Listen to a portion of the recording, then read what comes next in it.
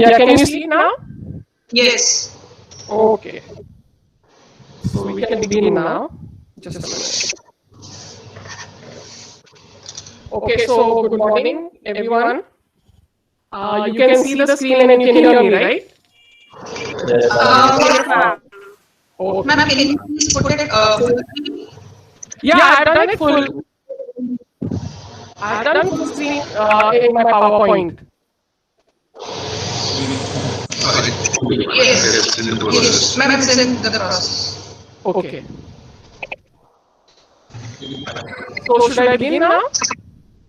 Yes. Okay. Ma'am, it's loading, I think.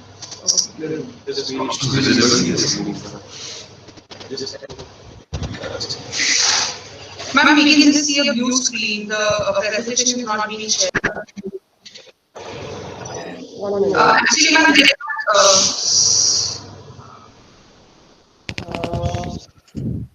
Just a minute. Now what happened? Yeah, I'll start again. yes, ma'am.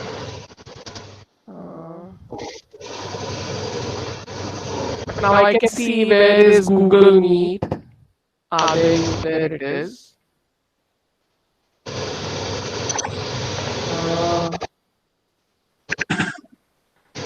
Why is it only? Oh, screen one.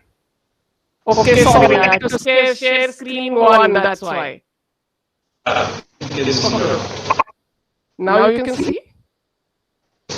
Now you have to open your PPT. Now you can see or not? Now full screen. Yeah, now I'll do full screen. Just a minute.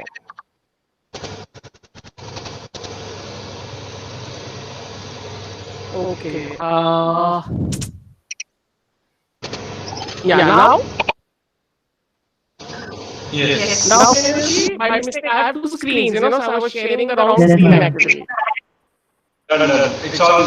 Yeah. You can see now. Sorry, because I have two screens. I was sharing. I didn't realize that I was sharing the other one.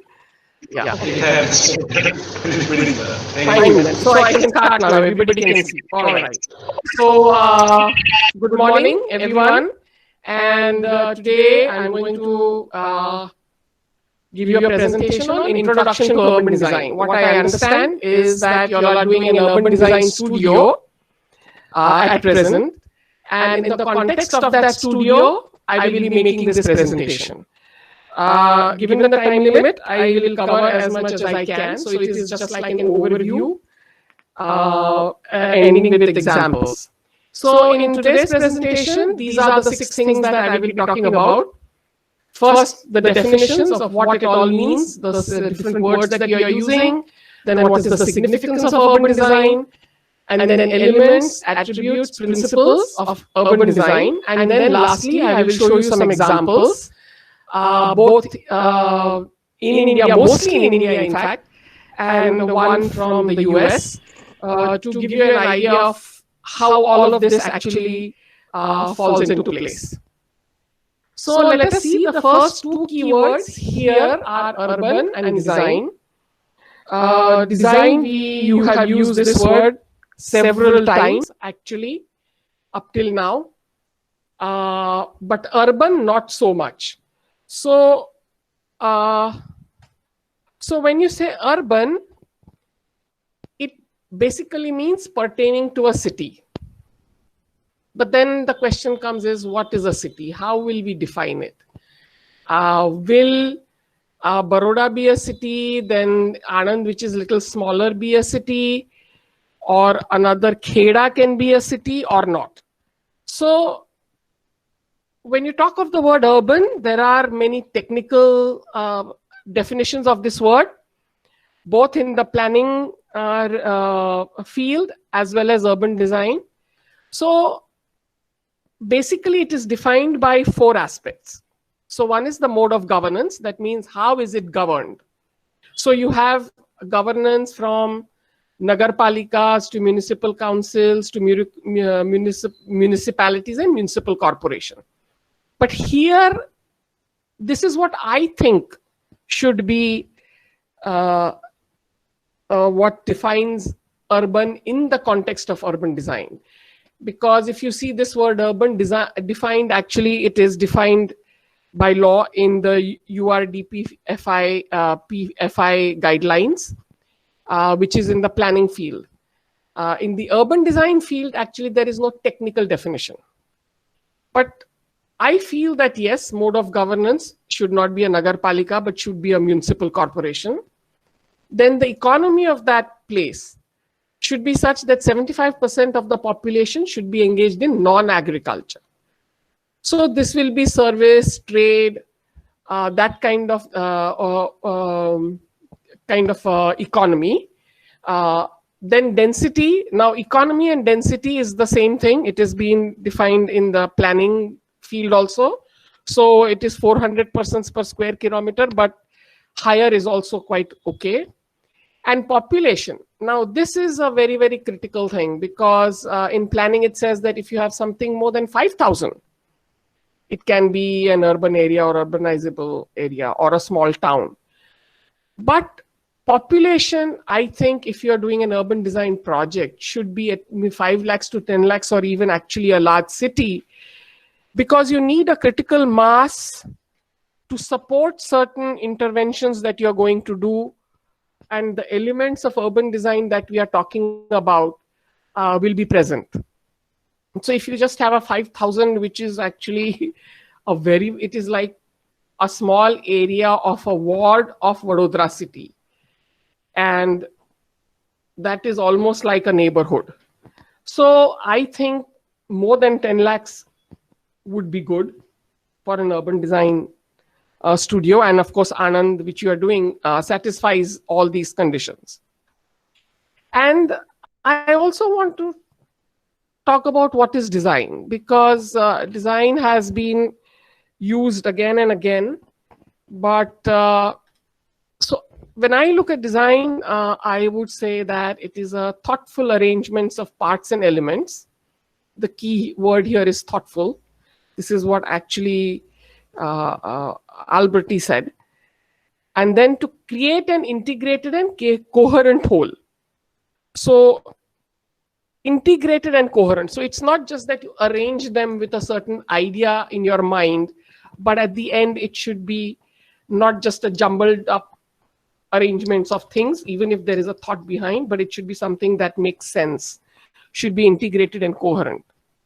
So now we have the two ideas of, so we have urban design, so we have thoughtful and this design activity in the context of an urban situation. That is what is urban design. Now, what is urban design? The problem with urban design is that there are many definitions. You just can't seem to pin it down. People have a general idea of what it kind of means, but can't pin it down. We know what is urban architecture. So that is buildings in an urban setting. And we know what is urban planning. But if you look at urban architecture, many people think that it is urban architecture, but actually it's not. Like Shadrach would have said that large architecture is not urban design. The photograph on your right, which you see, is actually the Romanian Parliament House in Bucharest. It's a humongous building. Or for example, our Rashtrapati Bhavan. But that building in itself is not urban design. And on the other hand, on your left-hand side, you can see the indoor development plan I have put. And it's the entire city.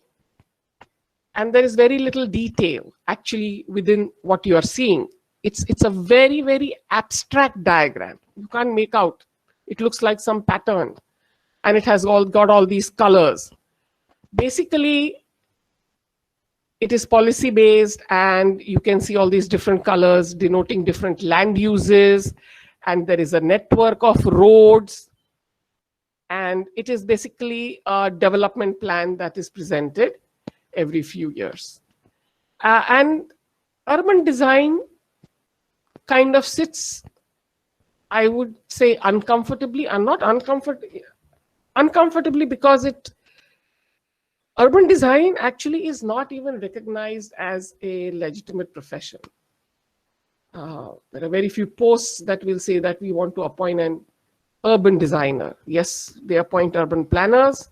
Yes, you have architects, but very few urban designers. So given this scenario, urban design sits, I think, very meaningfully, of course, within both these domains. One is urban planning, which is the large scale policy level endeavor, which misses out on the details and experiential qualities and things like that. And on the other hand, you have architecture, which talks about the buildings, its materials, its scale and elements, and things like which you are very familiar with.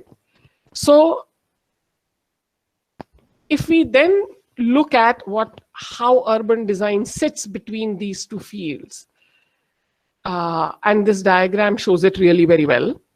So if you see the scale from metropolis on the left to building on the right, obviously land use planning, transport planning, and infrastructure are the three main domains within which urban planning works. And engineering, design, and architecture is the domain in which building design works, which you have been doing up till now. And planning you will probably do if you decide to pick it up as your future profession at the master's level. And so if you see this part, which was the earlier indoor plan I showed you, it is, of course, at a very, very large scale. This is something that you never see or experience, actually. It's a very abstract thing.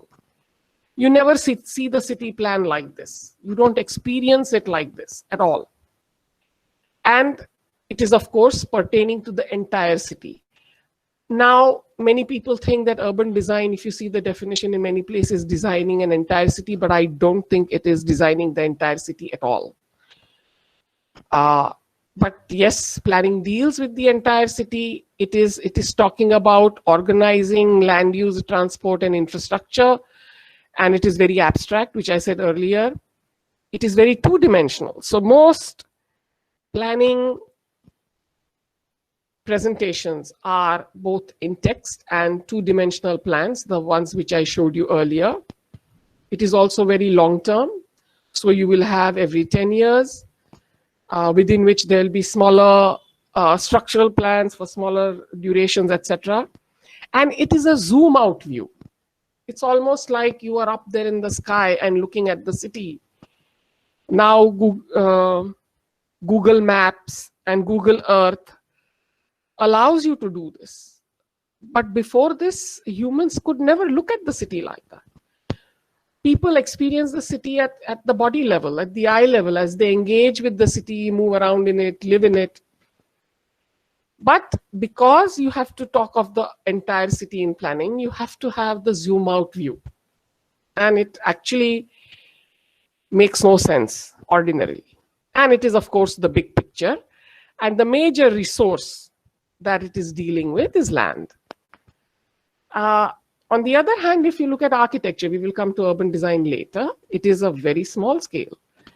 And it is dealing with not the city, but your plot or your site, or as they say in the US, your lot.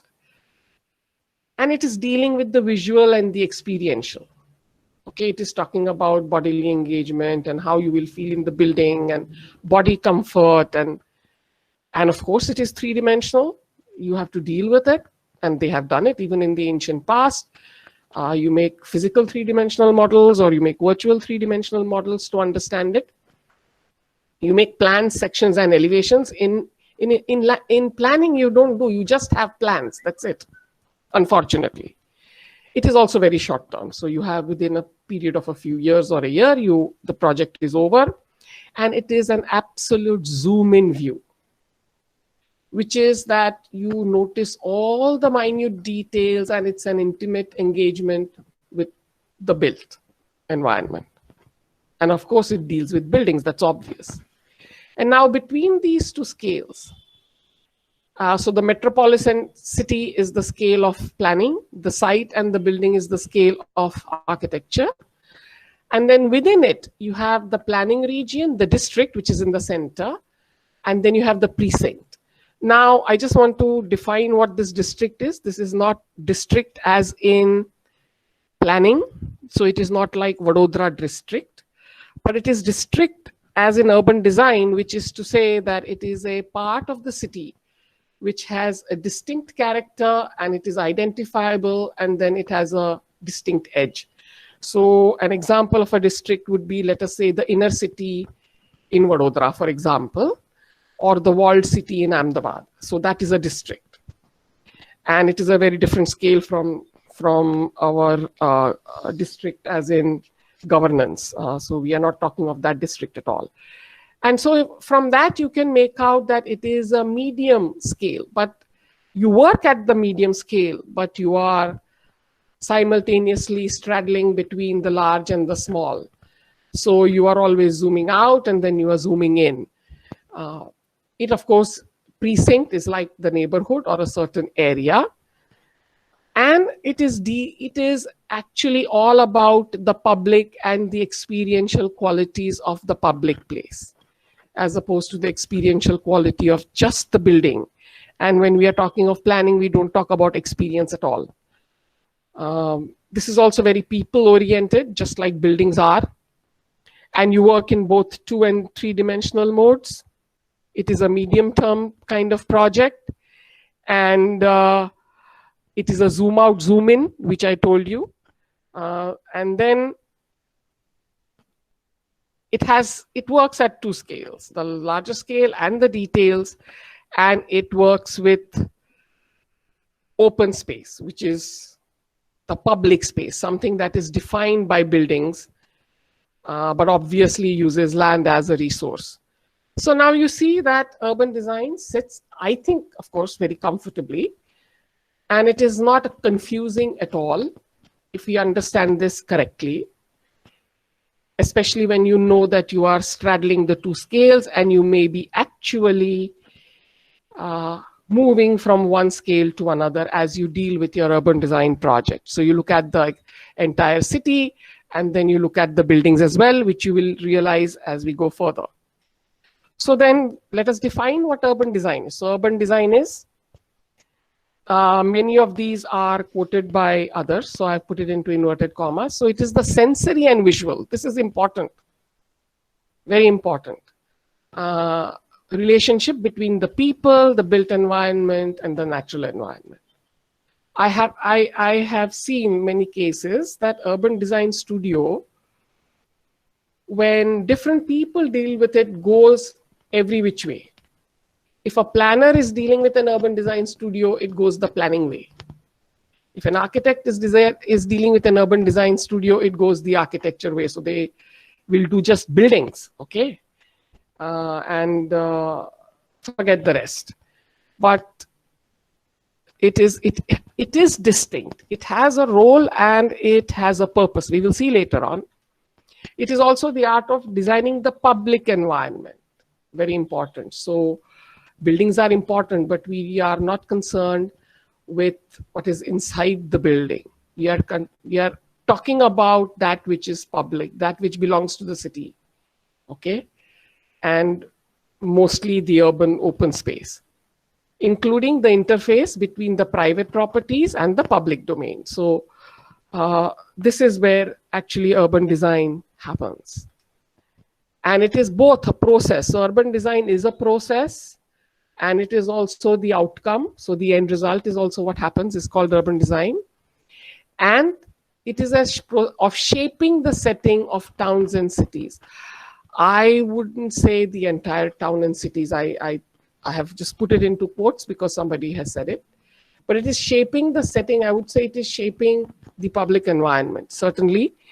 And if you change something which is within the city, it changes the city, certainly. I don't deny that in a certain way. But the last one is what I have put together. And I think this is how urban design should be defined. So urban design is concerned with the making of public places. Very, very important. And what are those public places that allow its citizens to engage with the city life?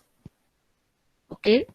So once you step out of the building, then you are in the public domain. And that is the concern of urban design. And facilitates in fulfilling their aspirations of city life. So every citizen in a city has certain aspirations of what kind of a life the city will allow him or her to have. And those aspirations urban design must fulfill.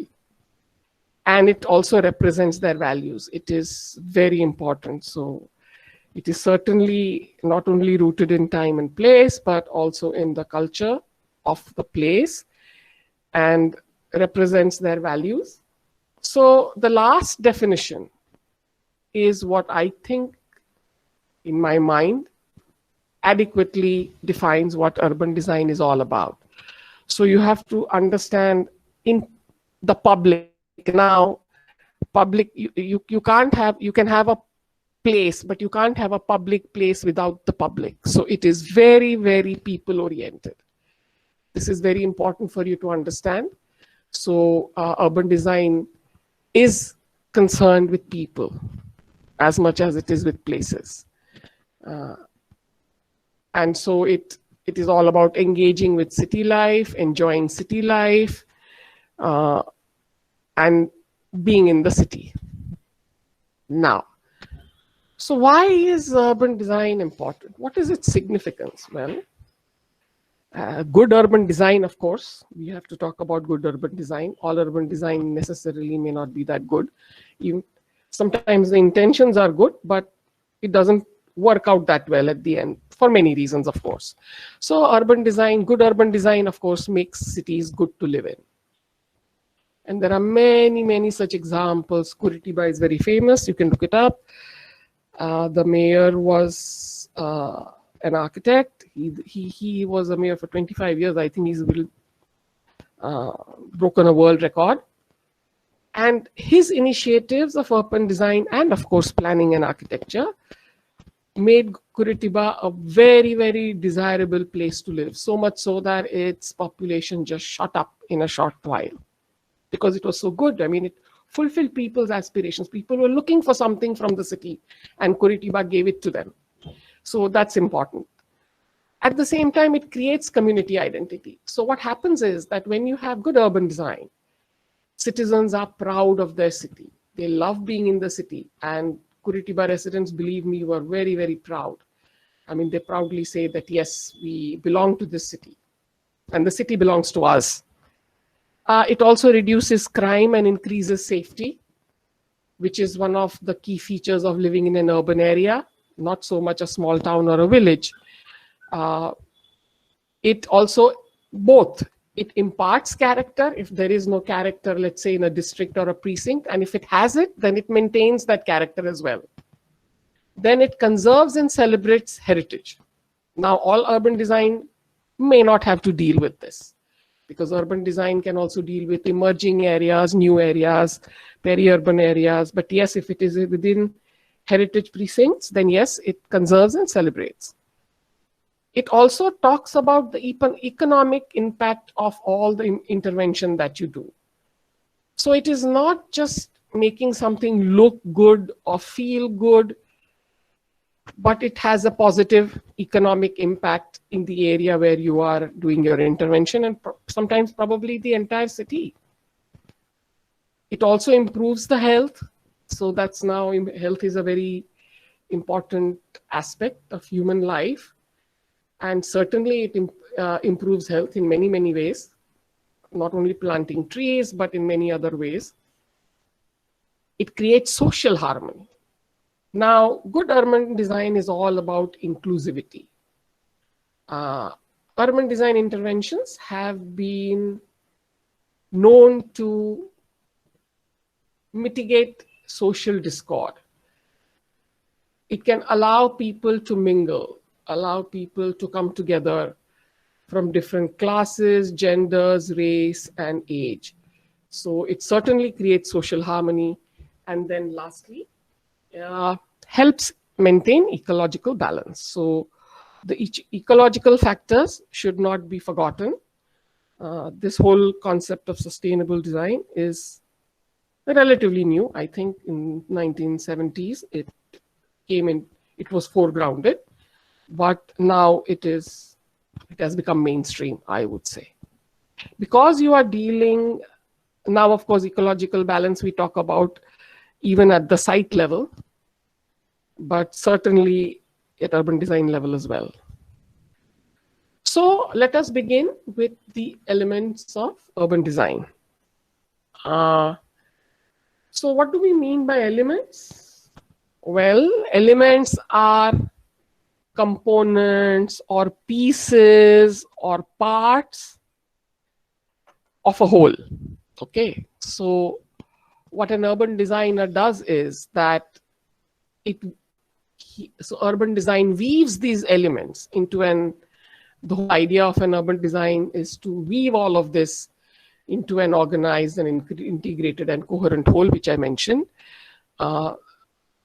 In all these elements are always present when you deal with urban design in whatever degrees, and you can see 6 of them. If you look at theories or whatever, or certain PowerPoints or things like that, you will see that only the first 5 are listed as elements. Obviously, buildings are the most important, although here it is number 5. I've just put them randomly. So buildings, streets, public place and transport, of course, are the absolute key elements, but I have added 2 last ones, they being public art and amenities. Now, if you go to New York, you will see many, many examples of excellent public art put up in different public places, done by very famous sculptors and artists, very fine examples. If you see medieval cities or old cities, they didn't have the concept of public art as such, but you will find that there are fountains and statues of prominent people or of certain mythologies or stories or local heroes. And of course, you see Rome has, and Greece also has so many of these statues everywhere. So they had certain idea, of course, that these are elements which are important, that hold, articulate, or create a focus in public places. But in India, we find that this 6th part, which is public art, really is not given any thought. People have woken up. People do put fountains, that is there, but not public art. In Baroda, people have taken, the VMC has taken some initiatives, but it falls very short of expectations, I would say. And the last is amenities, because without proper amenities, your public places will not work. And so they are an integral part, and they have to be designed, located properly, and actually also designed. So the last 2, 6 and 7, though not mentioned elsewhere, I think are important. Okay, so let's begin with the first element of public transport. Now, public transport deals with these 5 things. One is, of course, the interface between different modes of transport. So when you talk about transport, depending upon what kind of an area you are dealing with, you will encounter different modes of transport. It can be bicycles, people on foot, of course. You will have metro system. You can have BRTS. And of course, motorized transport, 6-lane, 2-lane, 4-lane, depends, which is either going through your site or area or bypassing it, whatever. And then pedestrianization is also a concept, so it can be talked about separately. Then you will also come across traffic calming. So that I will explain. It is very peculiar to urban design. So when you have it is how to deal with certain motorized traffic. And then of course, you will have parking issues, and then accessibility as to how people will come using different modes of transport. So it will talk about transport hubs, or it will talk about bus stops, or even bicycle parking, let us say, or even pedestrian access. So how does one access your area? Now look at this slide. It tells you the first top left slide is the slide of Curitiba. And there you can see that the entire street, obviously when we talk of transport, means we are talking of roads or streets or whatever. And you can see it is one of the earliest examples of BRTS. Now we have many cities in India that have BRTS, like Ahmedabad, Rajkot, etc. And it is a dedicated lane for bus rapid transit. And on both sides, you can see that there is a pay and park. So you can see these cylindrical things, which are actually the bus stops. And then between bus stops, there is a strip where you can park your private vehicle. And then, so it integrates different modes of transport, which is your private vehicle with the BRTS. And on either side are the 2 lanes for mixed traffic to move. Mixed traffic meaning anything that's, so you have, on either side, you have the buildings, then you have the pavements for pedestrians, then for 2 lanes for mixed traffic, etc. And so this is one way. And here on the right-hand side, you can see dedicated bicycle lanes. These are, we don't have bicycle lanes, unfortunately, in India, but although there are many people who are on bicycles.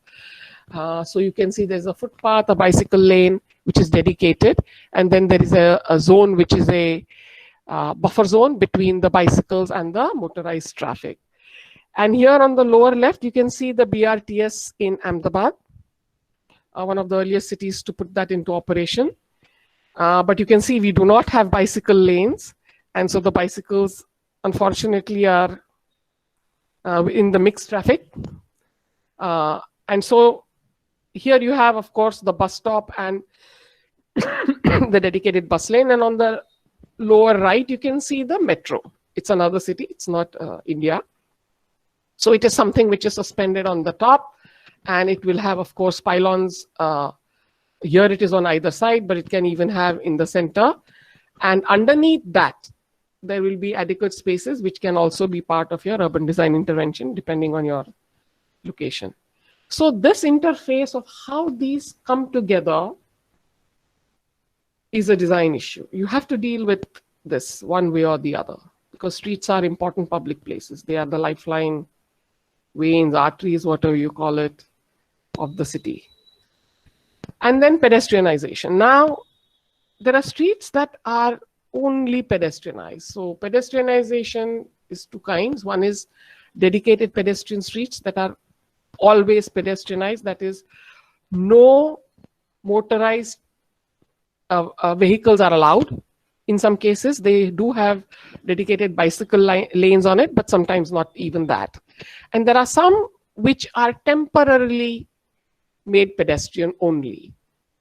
At say 1 day a week, or like you have this Times of India Happy Streets initiative that closes certain streets in the city to motorized traffic so that people can enjoy that public place.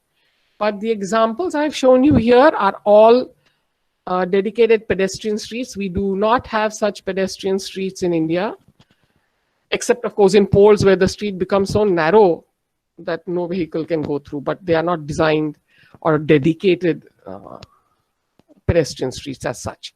So here you can see there will be, obviously when there are pedestrian streets, you will talk about shade and greenery and most importantly, places to sit.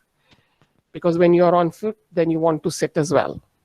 So, and you can see there are a lot of details of how the whole, even the paving is very different. Because now we don't have cars, now we have people on foot.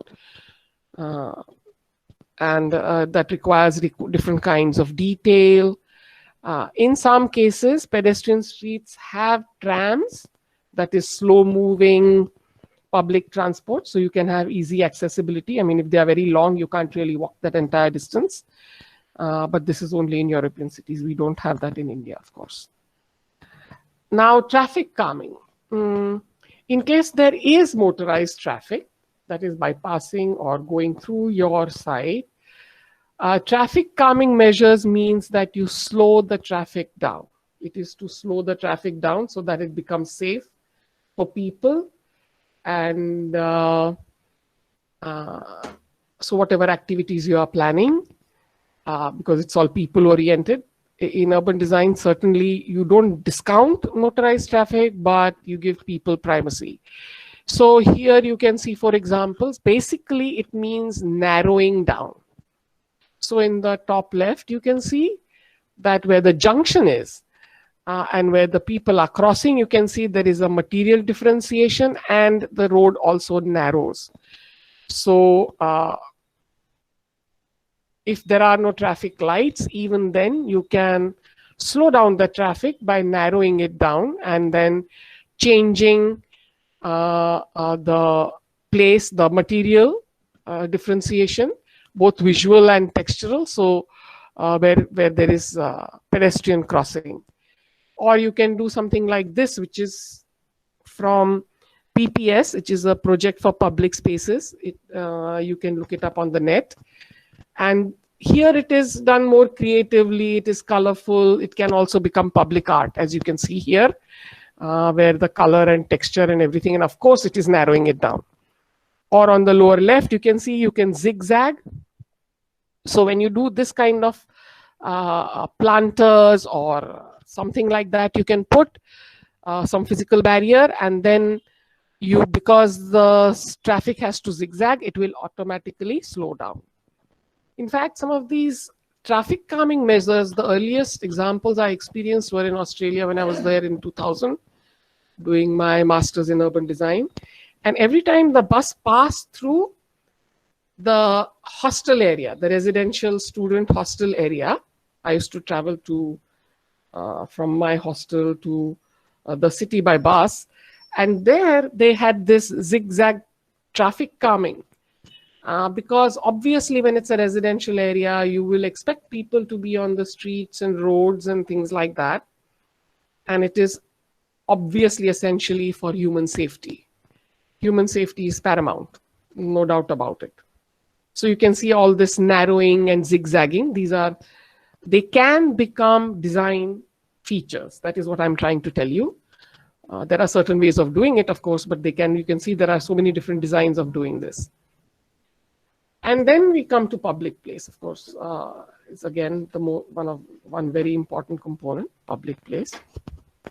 And there can be different kinds of public places, depending on the scale. So you can have large monumental ones at the city level or at the district level, neighborhood level. You can have something at the level of the cluster. When I say monumental, there are some public places which are global in nature. St. Peter's Square is one such, because it represents Christianity for all Christians all over the world, and it is the public place. Okay, so you have different kinds. And before we go to that, I just want to show you this map of Rome by Nolli. And it's a very unique and a plan which shows you the open spaces. So everything that is built is a black mass. And all the streets and public places are white.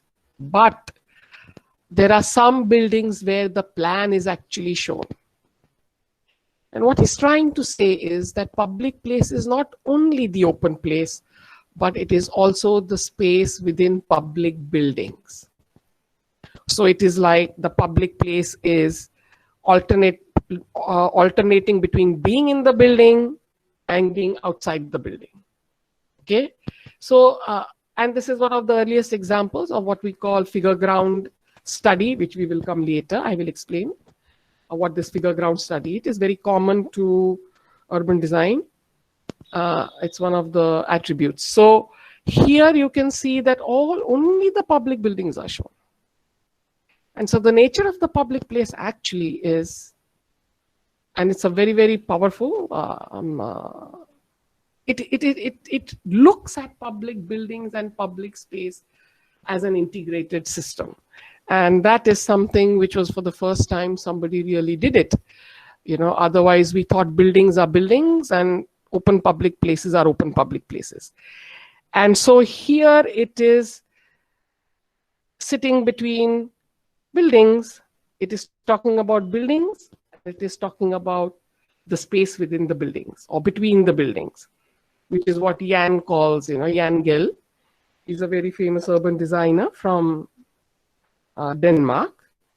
And he has written a book called A Life Between Buildings. And so the space between the buildings is what urban designers deal with. But Nolly says, no, it is also within public buildings.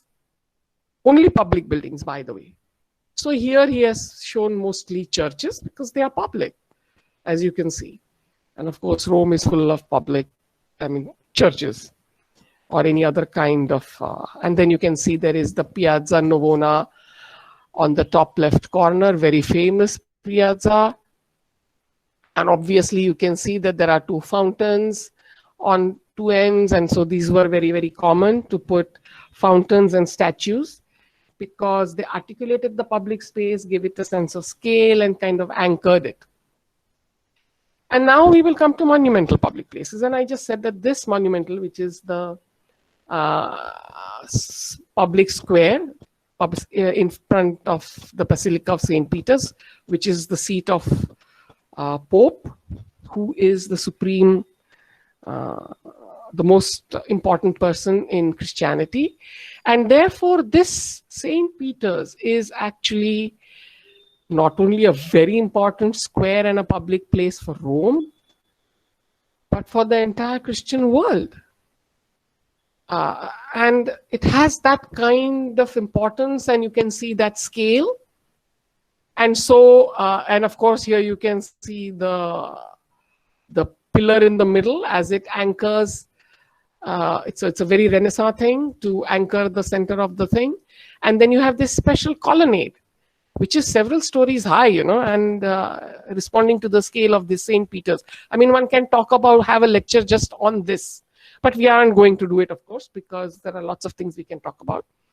And then there is another famous square in Rome, and which you can see in the lower two slides.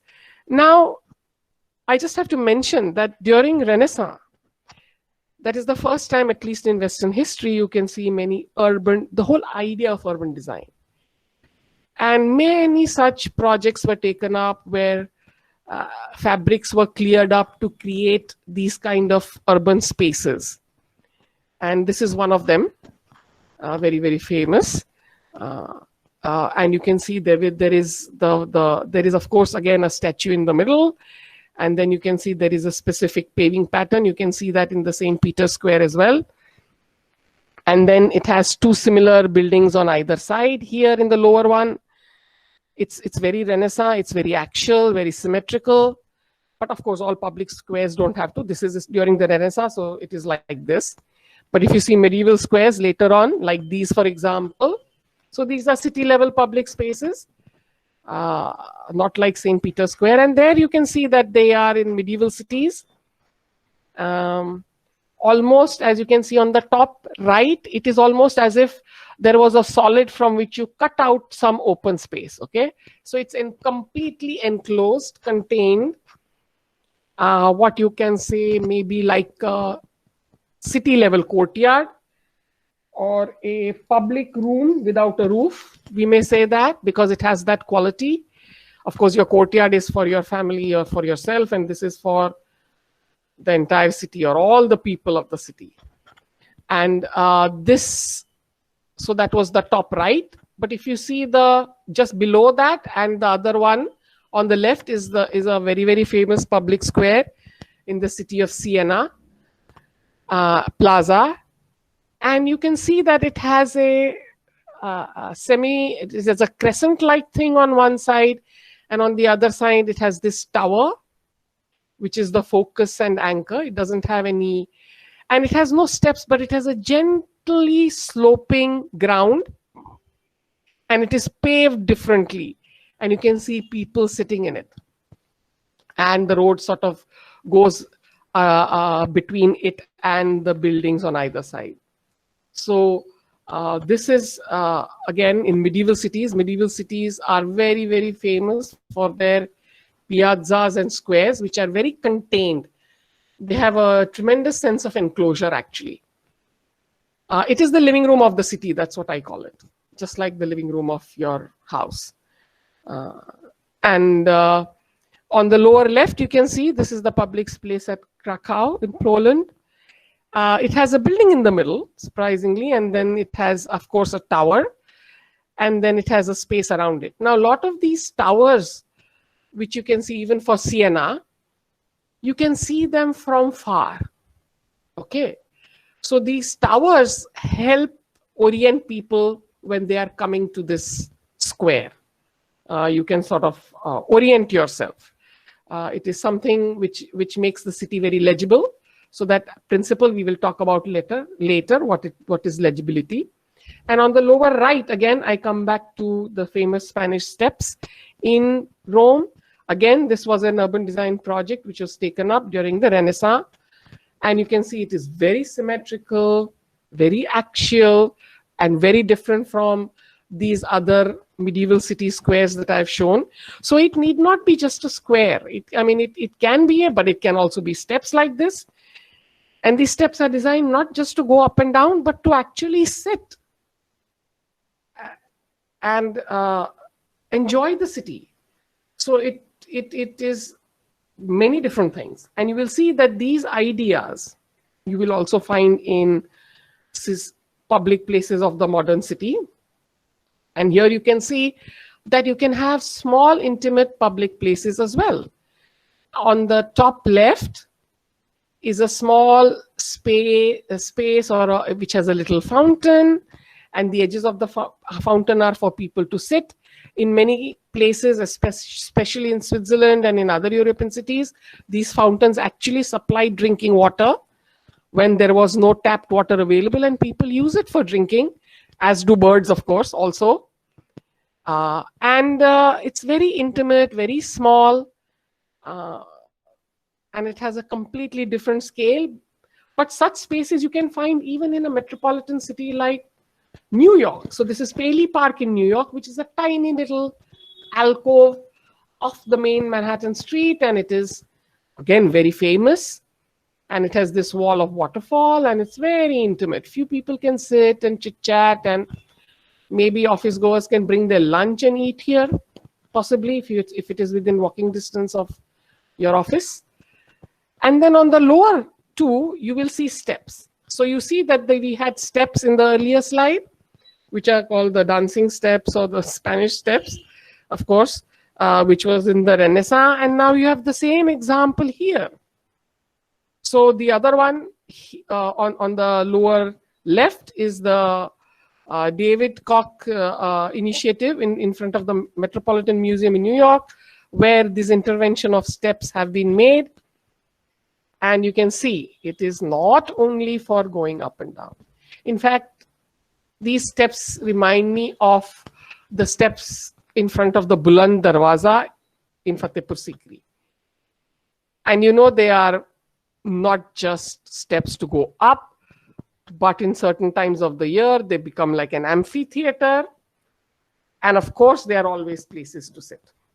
So if you want to design steps to sit, then they have to be designed differently. As you can see in the middle of in the lower left corner in front of the Metropolitan Museum, you can see there are railings, and there is a pathway defined which is aligned with the door. So that is where people will go up and down. Other two sides, people can sit. And people can sit and just enjoy city life. So this is all about being in a public place, engaging with the city, engaging with city life, maybe enjoying chance encounters. Who knows? It is possible. And on the lower right is again an intervention done very differently. It has a very different, far more intimate scale than the one on the left. It is done by Snoeta in Philadelphia, and it is made of, even the material counts. So here, it is wood, which is very warm and intimate, and it has all these planters. And it is actually not leading you to any building, but to a stage which can be used for performance if you like, or it is actually only to sit And you can see that's what people are doing, basically, sitting. Sitting allows you to linger. Sitting allows you to be in the public place. And if you don't linger and be there, you can't really enjoy. If you're running, jogging, or walking very fast, you can't enjoy the public place.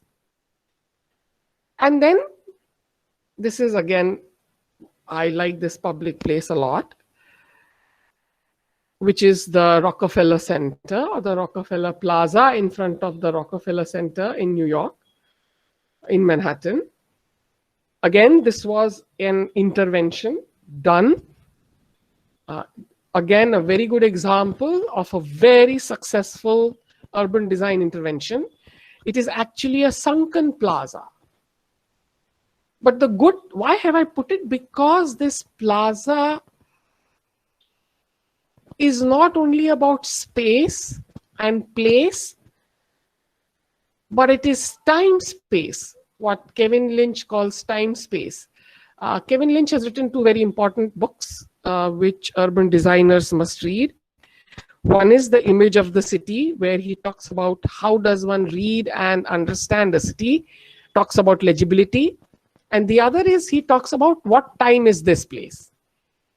And he talks about time space, that of course time is not constant. And then when we talk about time space, then space is also not constant in the sense that it changes its character. It becomes different things at different times. All the other spaces that we have seen before remain as they are. I mean, don't drastically change. But look at this. And because it is sunken, it kind of separates out from the main level. And people can be on the main level. And I can see on the lower slide, there are people who are just standing on the main level and looking down, you know. But importantly, if you see on the upper left, people are sitting and eating, okay? So in the summer, when the weather is good, you can see that there are restaurants and stalls are put up, of course, temporary. They can be removed. And people can eat out because the weather is so good. On the other hand, in winter, it becomes a skating rink. Just imagine that. And it is responding not only to time, but also to the culture of the place, to the lifestyle of that place. Obviously, in India, people don't skate because it doesn't snow in most cities in India. But in New York and in the US, people do skate. I mean, it's a hobby, it's a sport. And so you can come with your skates to the Rockefeller Plaza and you can skate. It gives you this big place in which to do it. So you can see that it is both something else in summer, something else in winter, and then in peak summer, you even have trees in it. Imagine that. I mean, you have trees, you can have flower shows. So it responds to the time. It responds to the culture of the city and takes on different dimensions. And to me, this is a truly, truly dynamic and extremely successful public place. And now, of course, it has become world famous. People go to New York, and if you go to New York, you have to go to Rockefeller Plaza. I have been there, and believe me, it is beautiful. During Christmas, you can see in the winter one, on the left corner of that photograph, you can see they put a gigantic Christmas tree, and they make ice sculptures, and they have Christmas lighting. It's amazing. It is, in some ways, very, very New York, and not in the same spirit as, of course, St. Peter's, but I think it is also very global. Very global, I have to tell you that. So much for public places, and now we'll come to streets. So streets, like I said earlier, are a means of going from point A to point B, from place this to place that, from your home to work, to study, to enjoy, or maybe go to a public place. But they are also places in themselves. It's very important. And streets are also subjects of urban design intervention. I will show you some examples in the end. So streets can be places, of course, but they can be like primary, secondary, tertiary. So you have a whole road network. It's like your blood circulation. So you have the aorta, so you have thick, and then it slowly branches off into small capillaries, something like that. And then you have boulevards and avenues and alleys. These three words are actually very British. We may call boulevard as a main street, or alley as a small gully, for example. But yes, those words may be different in different countries. But since we are talking in English, I have to use the English word. So let us look at what those are. Now, what I have done is that this primary, secondary, tertiary street concept is also employed in the design of Chandigarh, and you can see you will have V1, V2, V3, something like of the sort. Now, these categories are decided on two things. One is the width, of course, to the height ratio also, and the width determines really how much traffic can go through. It can be seen at the city level, but you can also look at it at the neighborhood level. So I'm looking at a neighborhood in Baroda city, which is Narsijipur, which you can see the plan here. And the big red arrow is actually the MG road, which is the principal road of the inner city. The inner city in Baroda has two crossroads, and they were the two main roads. When that was the only city, those were the only two main roads. So if you look at the old Baroda city, then the big red arrow is the main street. Off that main street, when you go in, that is so we will call this the main road. That is what we say in India. And then you will go, and that is called the pole. So now there is a different word for it, okay, when you go to the secondary street. But anyway, this is a photograph of the tertiary street, which is the by-lane. So this is a branch of the pole, and you can see its scale, how narrow it is. And you can see the height of the buildings remains the same. So how contained it feels. The experience of walking through this tertiary street is very, very different.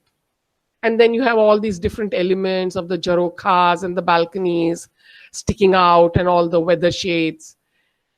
And obviously a bus going through this is actually unimaginable. So when you look at the section, and I have shaded the street here, how it feels, okay?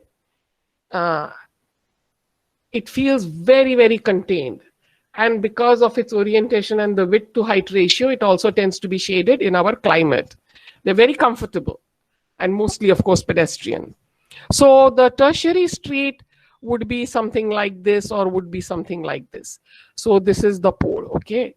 So this is actually going like this, and then you go into the tertiary street like this. But then we also have khachas and khichis and different words in different parts of India, of course. And then you have the secondary street, which is like this, which is a little wider. And its section is like this. Here you can see on the top right. And obviously, it feels wider and less contained, but is also a feeder street to go into the tertiary street. And then if you see the primary street, which is our two main roads of Vadodara, you can see it's very, very wide. And here, of course, it will be lined with public buildings as opposed to the primary or, as opposed to the tertiary or secondary street. It feels very open. It has a lot of traffic, mixed traffic, public transport. But the definition will change if you change the scale at which you are looking. So if MG Road is a primary street in the old city of Baroda, it is certainly not the primary street of entire Baroda city. There are other Old Padra Road, RC Dutt Road, and then you have the Ring Road and all those kind of things. But here, So you can see that streets are different. They have different experiential qualities. They have different character, depending on how it is and where it is. Excuse me. And then, sorry, just let me have some water. And so on the upper one, you can see this is an avenue. An avenue is basically a city level streets that is lined with trees and gives us great shade. We have actually many avenues in Baroda district only because of Sayaji Rao. He planted trees on all the roads in his kingdom, and they almost meet at the top, and it feels like, but this is done by trees. So the character here is very different. As opposed to buildings, nature is actually defining and making this street. And then you have alleys, which are like your back alleys. You have that in pole also. So when you have poles, they are front to front. And then when it is back to back, it is where the backs of the buildings are, where the backyards are, where the service lane is. And most cases, these are not safe. They are narrow. And actually nothing is happening. They're very dead actually, but they are essential because they are the, how shall I say, the supply routes, or they're functional. And then here you have the boulevard. The boulevard is actually, again, a French word, and one of the most famous boulevards of the world is the Champs-Élysées in Paris. But boulevards are very wide streets which have trees in them and have several lanes of mixed traffic. So that is your boulevard. I don't know whether we can really call RC Dutt Road a boulevard. It's not, because it has no trees. Actually, I haven't seen such in the cities that I'm aware of. We generally don't have trees, unfortunately. So that is a boulevard. So anyway, so you have these different scales and types of streets and road. I would say streets, not roads, of course, just the way we looked at public places. And all of these can be sites for intervention, or they may be actually be part of the area in which you are intervening. And you will notice that I'm using the word intervention quite frequently.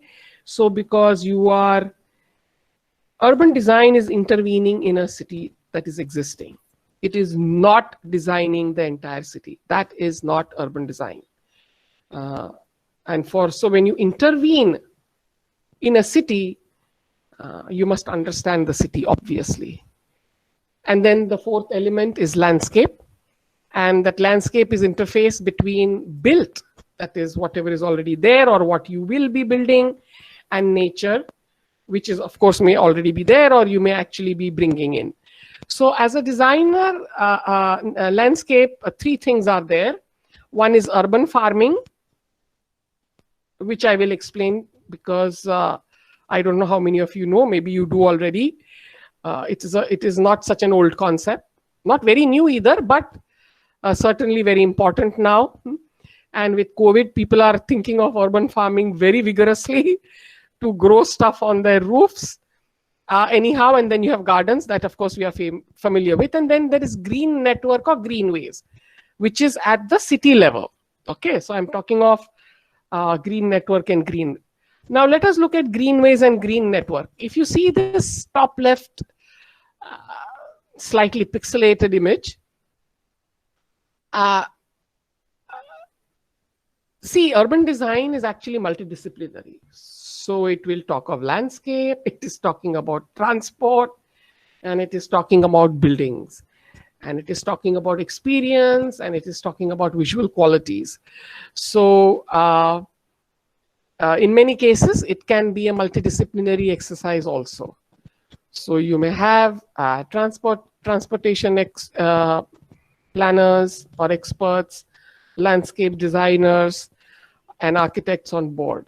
Anyhow, so this is an entire green network or a greenway planned, which is running through the entire city and tying it together. So it becomes a city level element. It's not one garden here and one garden there but it is a network just like your network of streets. Okay, so here is a rendered image of somebody designing a greenway, but on the next to it on the right is actually one example of how this can be done. Now, this green network can be only green or can have other features in it as well. But it is basically, and Chandigarh has it, of course. If you are saying, I should have put Chandigarh plan here, but never mind, you can have a look at it. And it has this green network within the city. Of course, it's a modernist idea to bring nature into the city. It can be done like Central Park in New York, where it is a gigantic green park. It's one big green patch.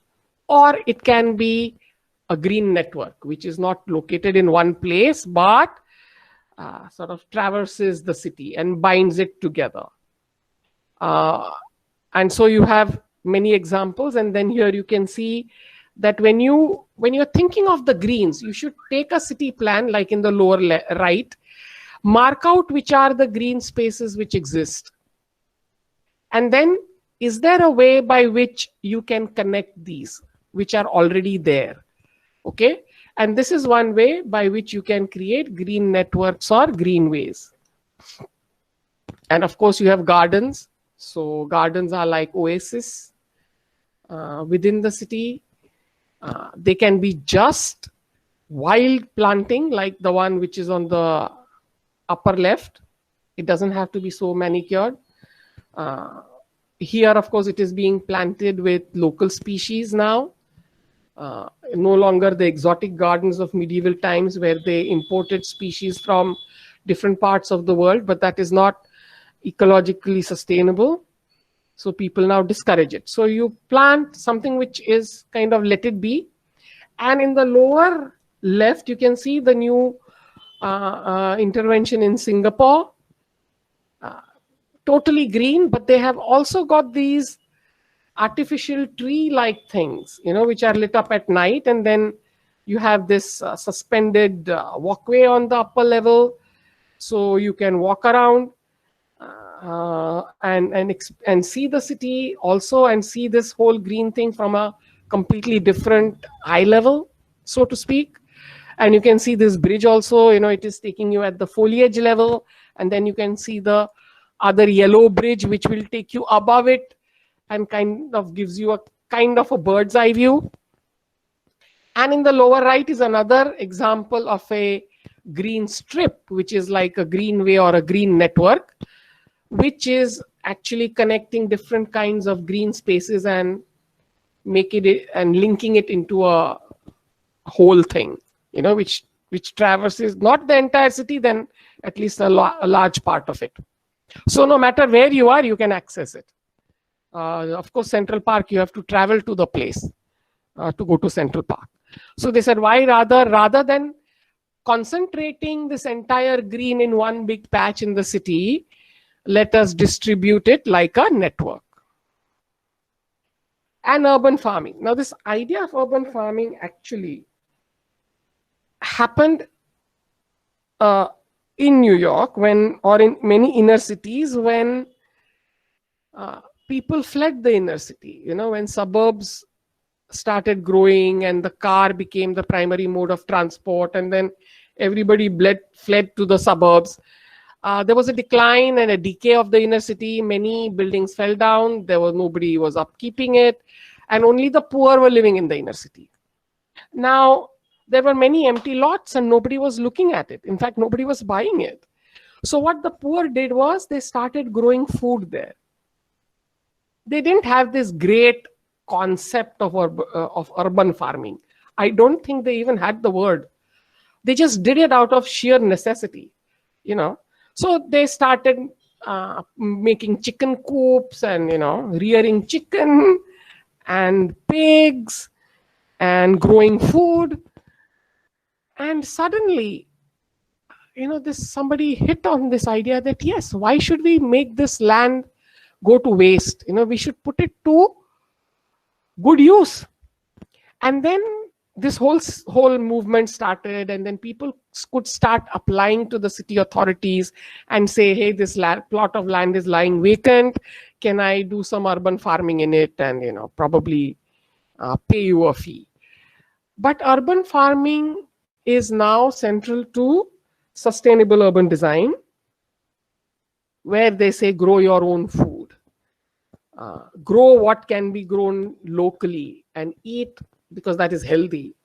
And here you can see in Nigeria also on the lower left, it really, really helps the marginalized and the poor. It started like that, of course, initially, but now everybody is into urban farming. So it can, of course, be on rooftops, vacant lots. It can, and the other thing that it does is that it can also be done by the community. So it is one activity that bonds the community together. So when on the upper photograph, you can see it's a large lot. So that can again be divided into sections, which can be given to different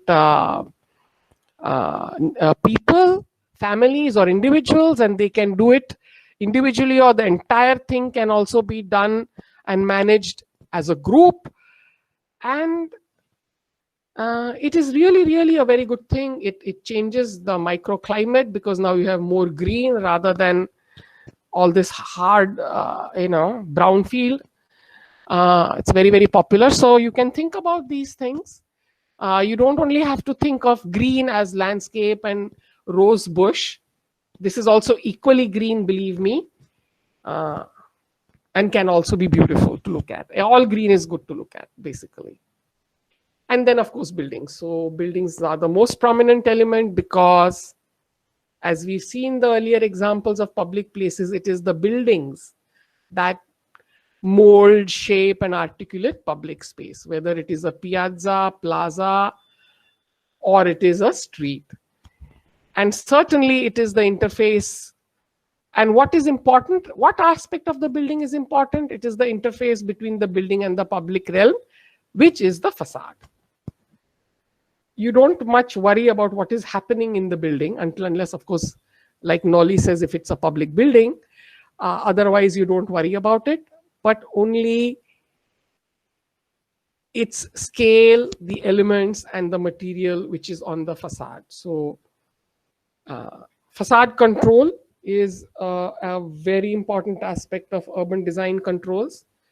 And many cities such as Paris and other heritage, like for example, the Newhorn area in Copenhagen is also governed, where you cannot change the facade of the building without permission, actually.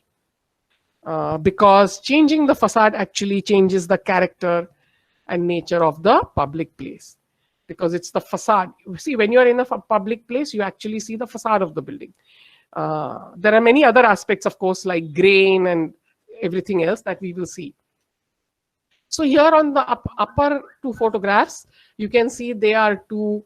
One is the upper right is the public square of Siena, which I had shown you earlier. But this is an eye-level picture, not a bird's eye view. And you can see the bollards have been put so that no traffic goes in. And that gently sloping actually plaza does two things: allows people to sit, and then also takes care of the rainwater that might fall here. I mean, beautifully thought of, huh? Just see in medieval cities.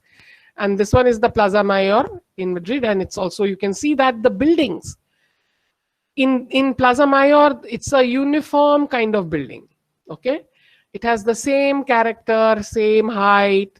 It is one solid building, giving a certain character and scale and sense of enclosure to the plaza. On the other hand, on the square in Siena, there are different buildings. But all these buildings, even though they're quite different, they have a certain similarity in terms of their fenestration, etc., and add a certain character to the public place. So that is for plazas and squares, which in India actually are few and far between, in fact, not at all, except for Bhadra Square that I know. Mostly this kind of feature you don't see in Indian cities. But if you see, it also defines the city, and the one in the lower left is Jaipur. Everybody knows it. And by the way, Jaipur has very strict urban design controls. It is a design city, so it has a control on the signage, on the color scheme, on the elements. You cannot get rid of the arcade. On top of the arcade, there is a setback. And even the signage, how it should be put, what size, what color, it is always on white in black. All this is controlled. All this is controlled because this is what gives character to the city, makes the city unique, makes the public places unique, and then makes the entire city unique. So if it is for the streets, it gives character to the entire city. If it is to the public place, each public place has its own character. And then on the lower right, you can see this is a street in Copenhagen. And the idea is that there is variation in a theme. This is the whole idea. So each building is not a rubber stamp. That is boring. So you need diversity and variety, but within an overarching theme or a binding idea. It can't be that one building is made to look like a Spanish facade and the next building is made to look like a house from a pole or some such thing. Of course, each individual building can have a different color, but even the color scheme is decided. So you can have different colors here in Copenhagen. Each and every house has a different color. That is also actually part of the scheme. So you can see that the fenestration, the elements, in this case in Jaipur, it is the Jharokha, the Jali, the skyline, for example, the height of the buildings, all this is very important. It makes a public place, gives character to it. See, because when we are talking about urban design, we are talking about experience, okay? Both bodily experience and visual experience. So how does that place feel? That's important. In planning, nobody talks about this at all. And then you can see the two different diametrically contrasting. This is one in Manhattan. Look at that. Modern street made of individual towers sitting on individual lots. But can you see something?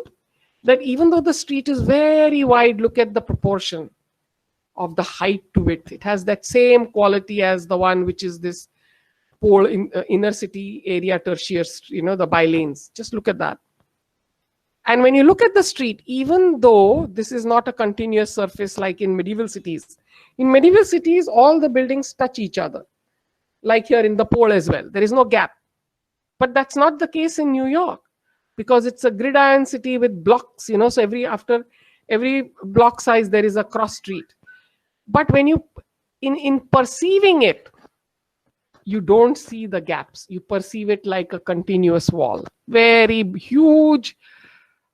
And it's a wonderful experience, actually. People might think that, no, only this pole street is very quaint, and that's not true. Even this is a fantastic experience in Manhattan. I mean, I love Manhattan. It's one of my favorite cities as much as I love this inner city pole. Believe me, to me, both are enriching, just different experiences. That's all.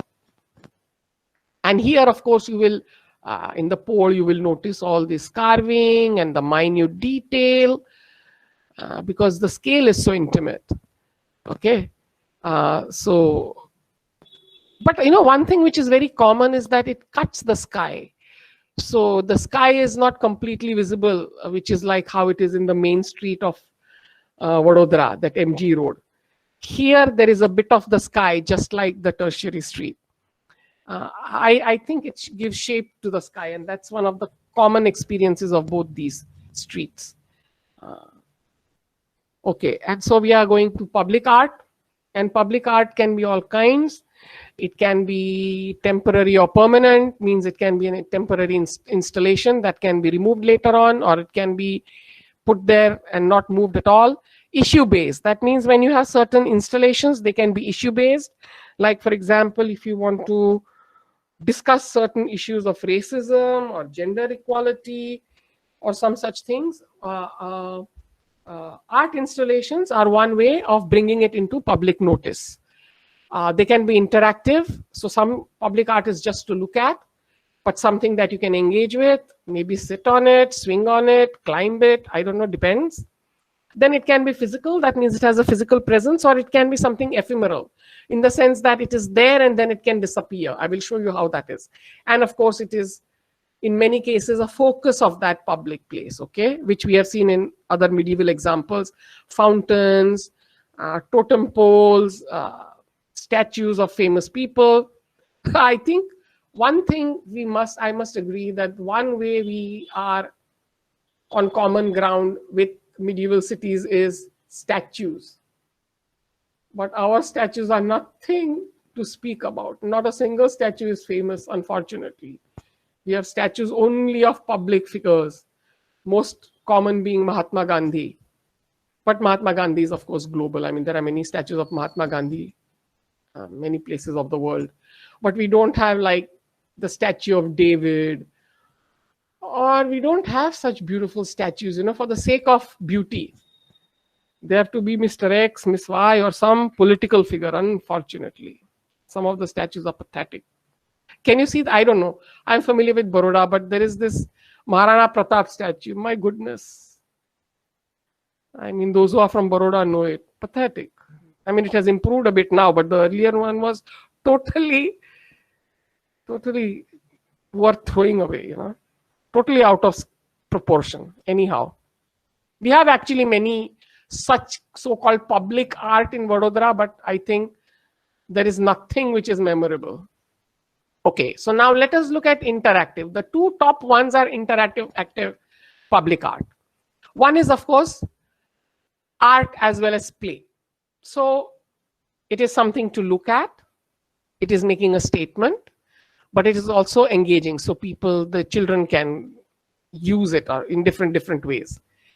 And on the right hand side, there is this thing where you can actually go and tie a ribbon. And in many cases, this is to bring some aspect into focus, or certain issues need to be highlighted, but it is also a means of binding the community. It gives identity to the community. Okay, so by tying a ribbon there, you are actually saying, I was here, you see. And so this is also art. I mean, this can be temporary, it can be discontinued. The one on the right, of course, the one on the left is permanent, but interactive. And the one in the middle you can see is ephemeral. That means this is only lighting, okay, on the floor. So when it is there, and when it is not, it is not. And yet it is art, it is public art.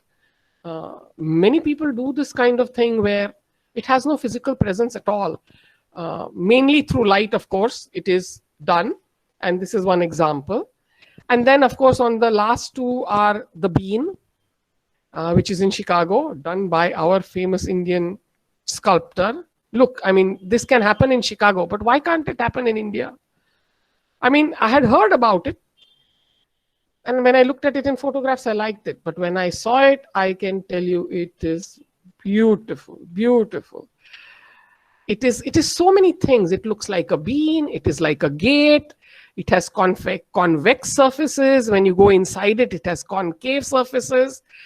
It has a physical presence, and yet it disappears because it just mirrors the city.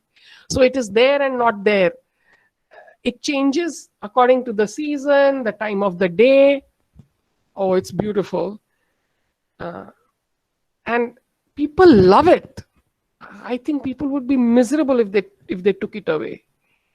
Honestly, it's just something to see and experience. Put in a public place. So it has a space underneath it as well. You know, it is covered, so you can probably go underneath and have your sandwich, and you can touch it too. I mean, nobody prevents you from doing it. And because of its surfaces, it kind of distorts. It mirrors and yet it distorts. So it mirrors the image, but it changes it. So you know that actually it's not a flat mirror, but you're looking at it on the beam. And then, like this face here on the upper left is a artwork which is temporary, which is issue based, probably highlighting certain issues. So you may put it up and then you may remove it. It is also it doesn't have much of a physical presence, quite transparent. And then you have famous sculptures by famous sculptors. This is in Manhattan, and they can be permanent. In fact, there are landmarks and walking tours just so that you can see all the famous artwork done by famous sculptors. Manhattan is full of it. And then on the two lower ones are what are called installations, which are temporary, which may be put up for many different reasons, to highlight an issue or just to change the nature of that public place temporarily so that it is different. You don't need to do this in Rockefeller Center because it is different. Different times of the day, different times of the year. But in places where there is nothing happening, you can do something like this. So people enjoy. And then on the lower right is also an installation. There is a whole, I forget, and I think Barke Ingalls has done one such installation. I think it's in the foreground of a British museum, if I'm not mistaken, I forget, where they invite architects every year to put up and design such installations. You can have a look at that. They are all temporary. So it sort of makes the public space dynamic, little different at different, and many places, of course, they are interactive. You can climb on it, go underneath it. Most installations are like that face also on the upper top. And then light amenities is what makes being in a public place comfortable, whether it's a street or a plaza. And of course, it will include furniture, lighting, toilets, drinking water, shade, and planters. If you have this, it makes it better. And they are features of design, believe me. So here you have grating for stormwater drain, as well as a tree guard. So you can see how beautiful it is designed on the upper left. And then you have seating like this, which is very ecologically friendly. So it will allow the grass to grow through it, which is fine. Or you can have street side sitting as in the lower right, which can be folded when not in use. Or something like this, which is both a water body and a seat in a public place like this, which gives unique character. Okay, so it is not just plonking a bench, which is what we do here in India, those ugly concrete benches covered with cast in situ, cast terrazzo or China mosaic, donated by Mr. X, Mr. Y. How horrible! But at least they are there. I'm thankful.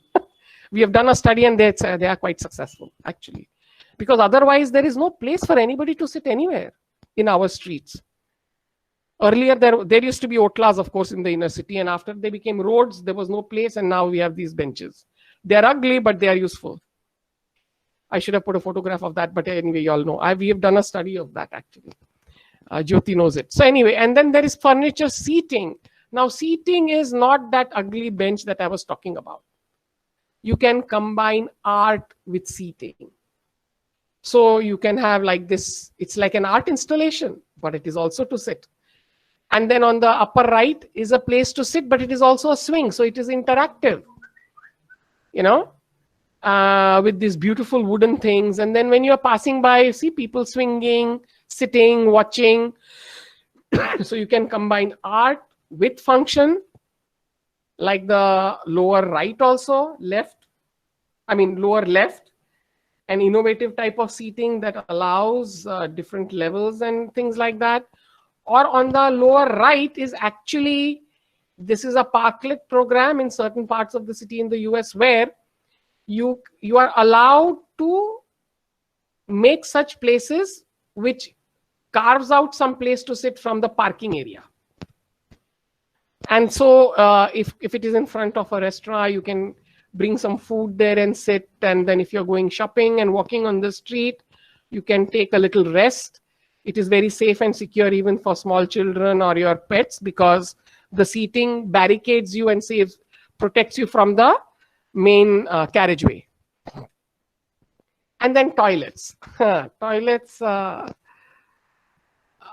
you know what public toilets are like in India, and I don't want to talk about it. The Sulabh Sauchalay. I'm just thankful, just like those ugly benches, at least they are there.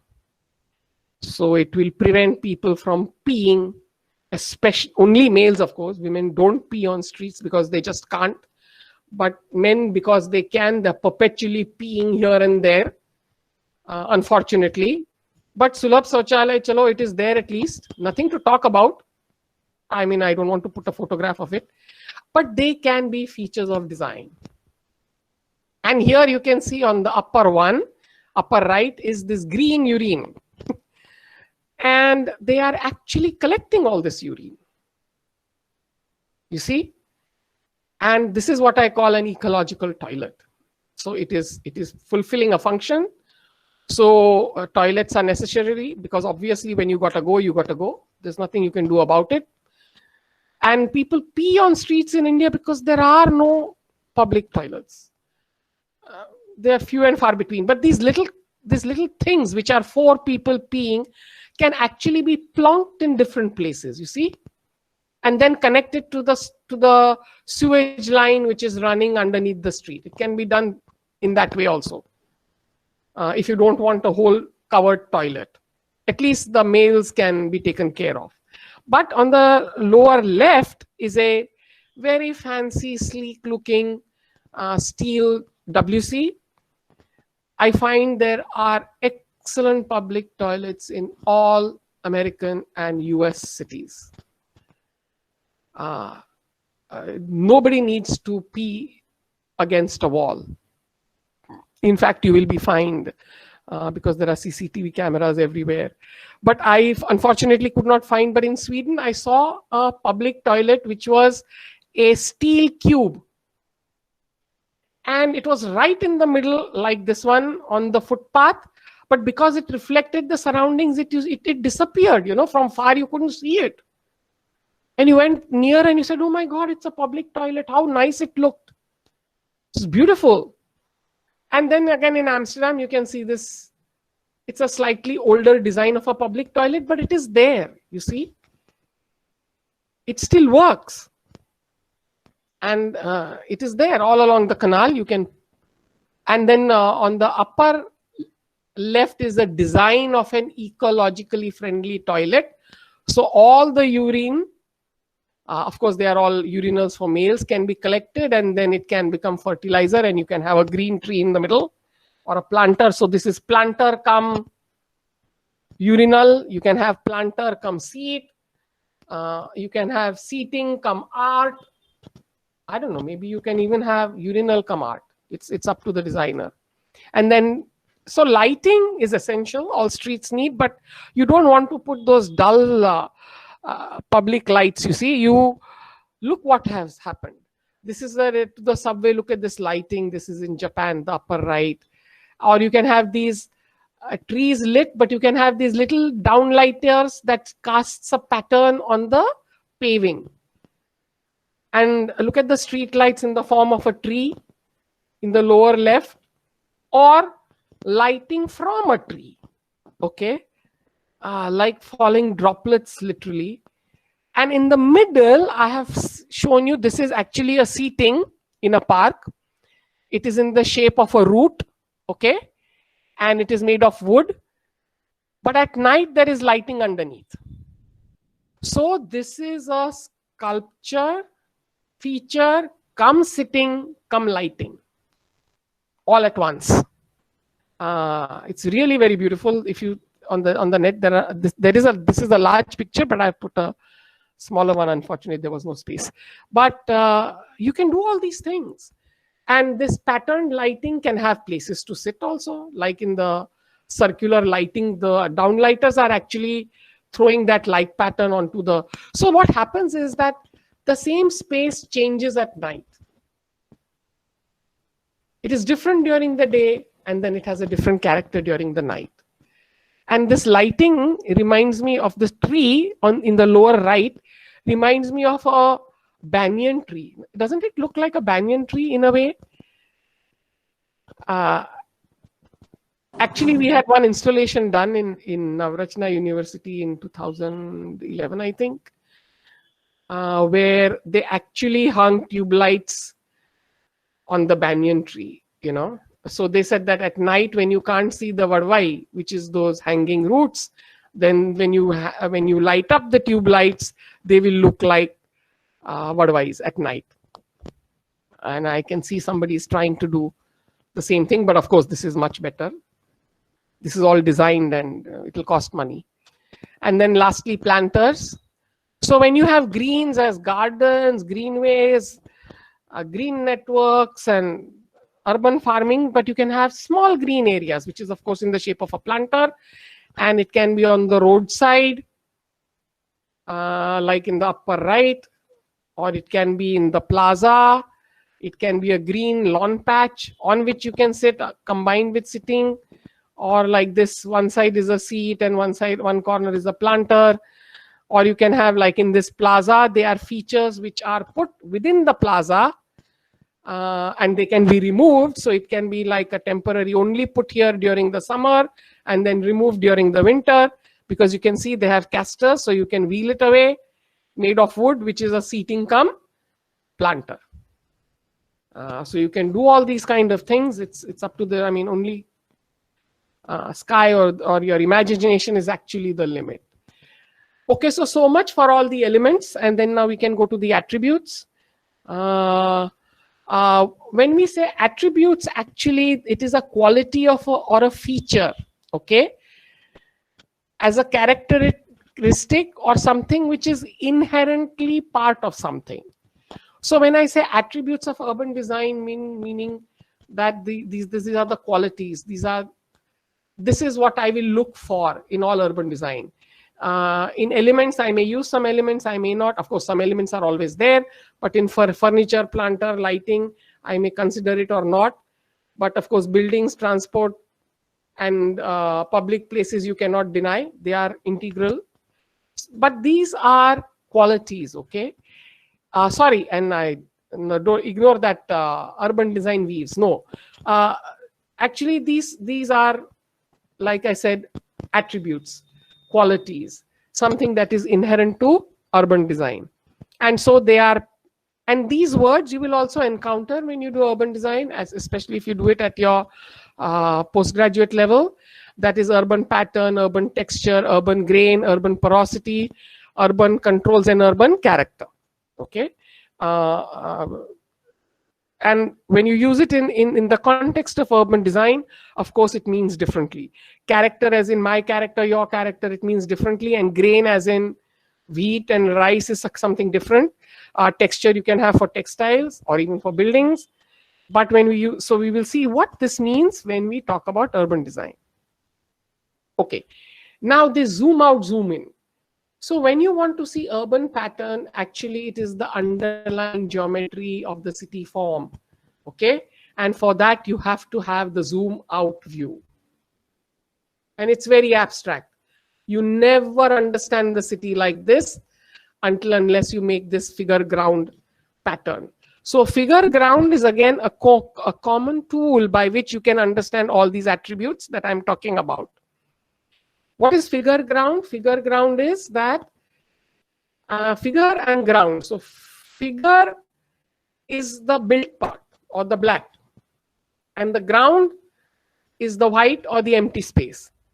And what figure ground tells you is that the ground is as figural as the figure. Actually, I had a slide, but I removed it from here. You know, that two faces and a vase. I think they use it in Gestalt theory. That even the empty space has a shape. It is not a residue. And that the shape of the empty space greatly depends upon the solids, the way they are placed, okay? So the empty space defines the solid and the solid defines the empty space, and they are like keyed together. You change one, you change the other, of course. So if you change the profile of the faces in that Gestalt theory, the profile of the vase will change, obviously.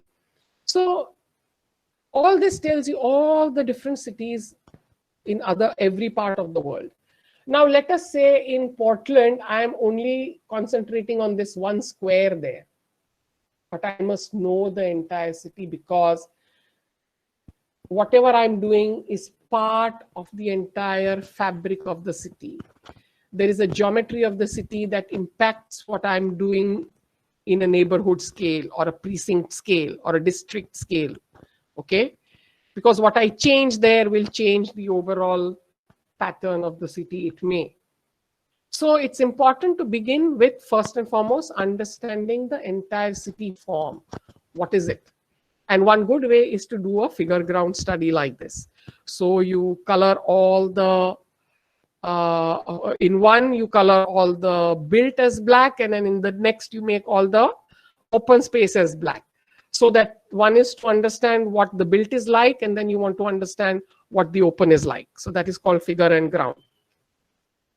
And you can see all the different shapes. So you have a grid system, you can have irregular, which is like what our organic cities are like. And then you have radial centric or a gridiron or regular patterns like this. So the idea is that do you go against that geometry or do you follow that geometry? It is a design decision that designers will have to take, but only after understanding the form of the entire city, what it is like. So here is a very good example. This is Ahmedabad, okay? So on the right is the inner city, which is the walled city. You can see the fortification running along the banks of the Sabarmati. And on the other side is the newer development. And look how different they look. How densely built. Look at the open space, how it is on the right, and look at the open space. So on the right, it looks like it is open space within the built, and on the left, it looks like it is built within the open space. So there is more open space on the left and less open space on the right. Obviously, right is more densely built than the left. Therefore, population density is definitely going to be higher on the right than on the left. And texture is a mixture of all this. So when you have a mixture of certain fine and coarse elements of urban form, I will show you what fine and coarse also means because it is something to do with grain. So that tells you what kind of an urban texture it is. Is it even texture or is it an uneven texture? Okay. Both of these are actually uneven. One is a denser texture and the other is very open.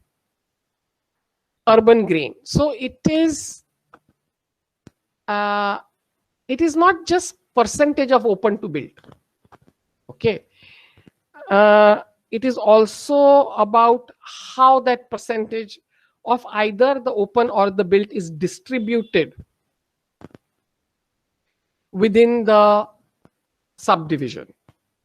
So for example, if you see the right hand two gray, this is again, you have to understand all this by figure ground only. The top one is fine grain, the lower one is coarse grain. So if the blocks are more solid, not than the open space, it is like your sand. Don't you know the grit? So you have coarse grit, finer grit, fine sand, coarse sand, and how you have different sieves, same thing. So if you have coarse sand, then the blocks are bigger, and fine sand, the blocks are smaller. So in this case, if you see the Ahmedabad pole, there is a figure ground. You can see that it is, when you want to see the grain, you have to go close up. You can't see it zoom out, which will only show you the pattern. So this is one part of Ahmedabad. And then when I go close, I find that, oh, actually the urban block is not one solid mass. It is many different buildings, and each of these different building also has a puncture in the middle. So it is far more sponge like than what I had imagined. I know. So you can see how this is. And so the zoom in view, mid zoom in, I would say, not completely zoom in, is it tells you the urban grain, as well as the next word which I'm going to show you is the porosity. So urban porosity is not percentage of built to open, but the distribution. How is that open distributed? Now see the two right hand figure ground studies. In the upper one, it is only talking about what is the built and the public place only. But if you show this in a different way and you start putting the open space even within the blocks which are private, you start understanding the porosity. Okay, so you know it is far more porous than it looks on the upper figure ground. It is more sponge like. It is not so solid. Okay, so you can have something which is very dense or very porous. But if you have something which is sponge like, which is fine grain and porous, then it is the most successful kind of a built environment, especially from the urban design point of view. So, and in the middle, you can see there is a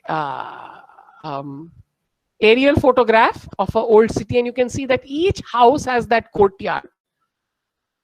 So that open space is actually evenly distributed along with the built. In the lower one, middle, you can see it is a suburban, it is extremely porous. So in an extremely porous situation, when you pour water, it drains away. So what I say is that it doesn't hold the public place. The public place in such cases will not have a sense of enclosure. But if it is like a sponge, then if I pour water in it, it holds it.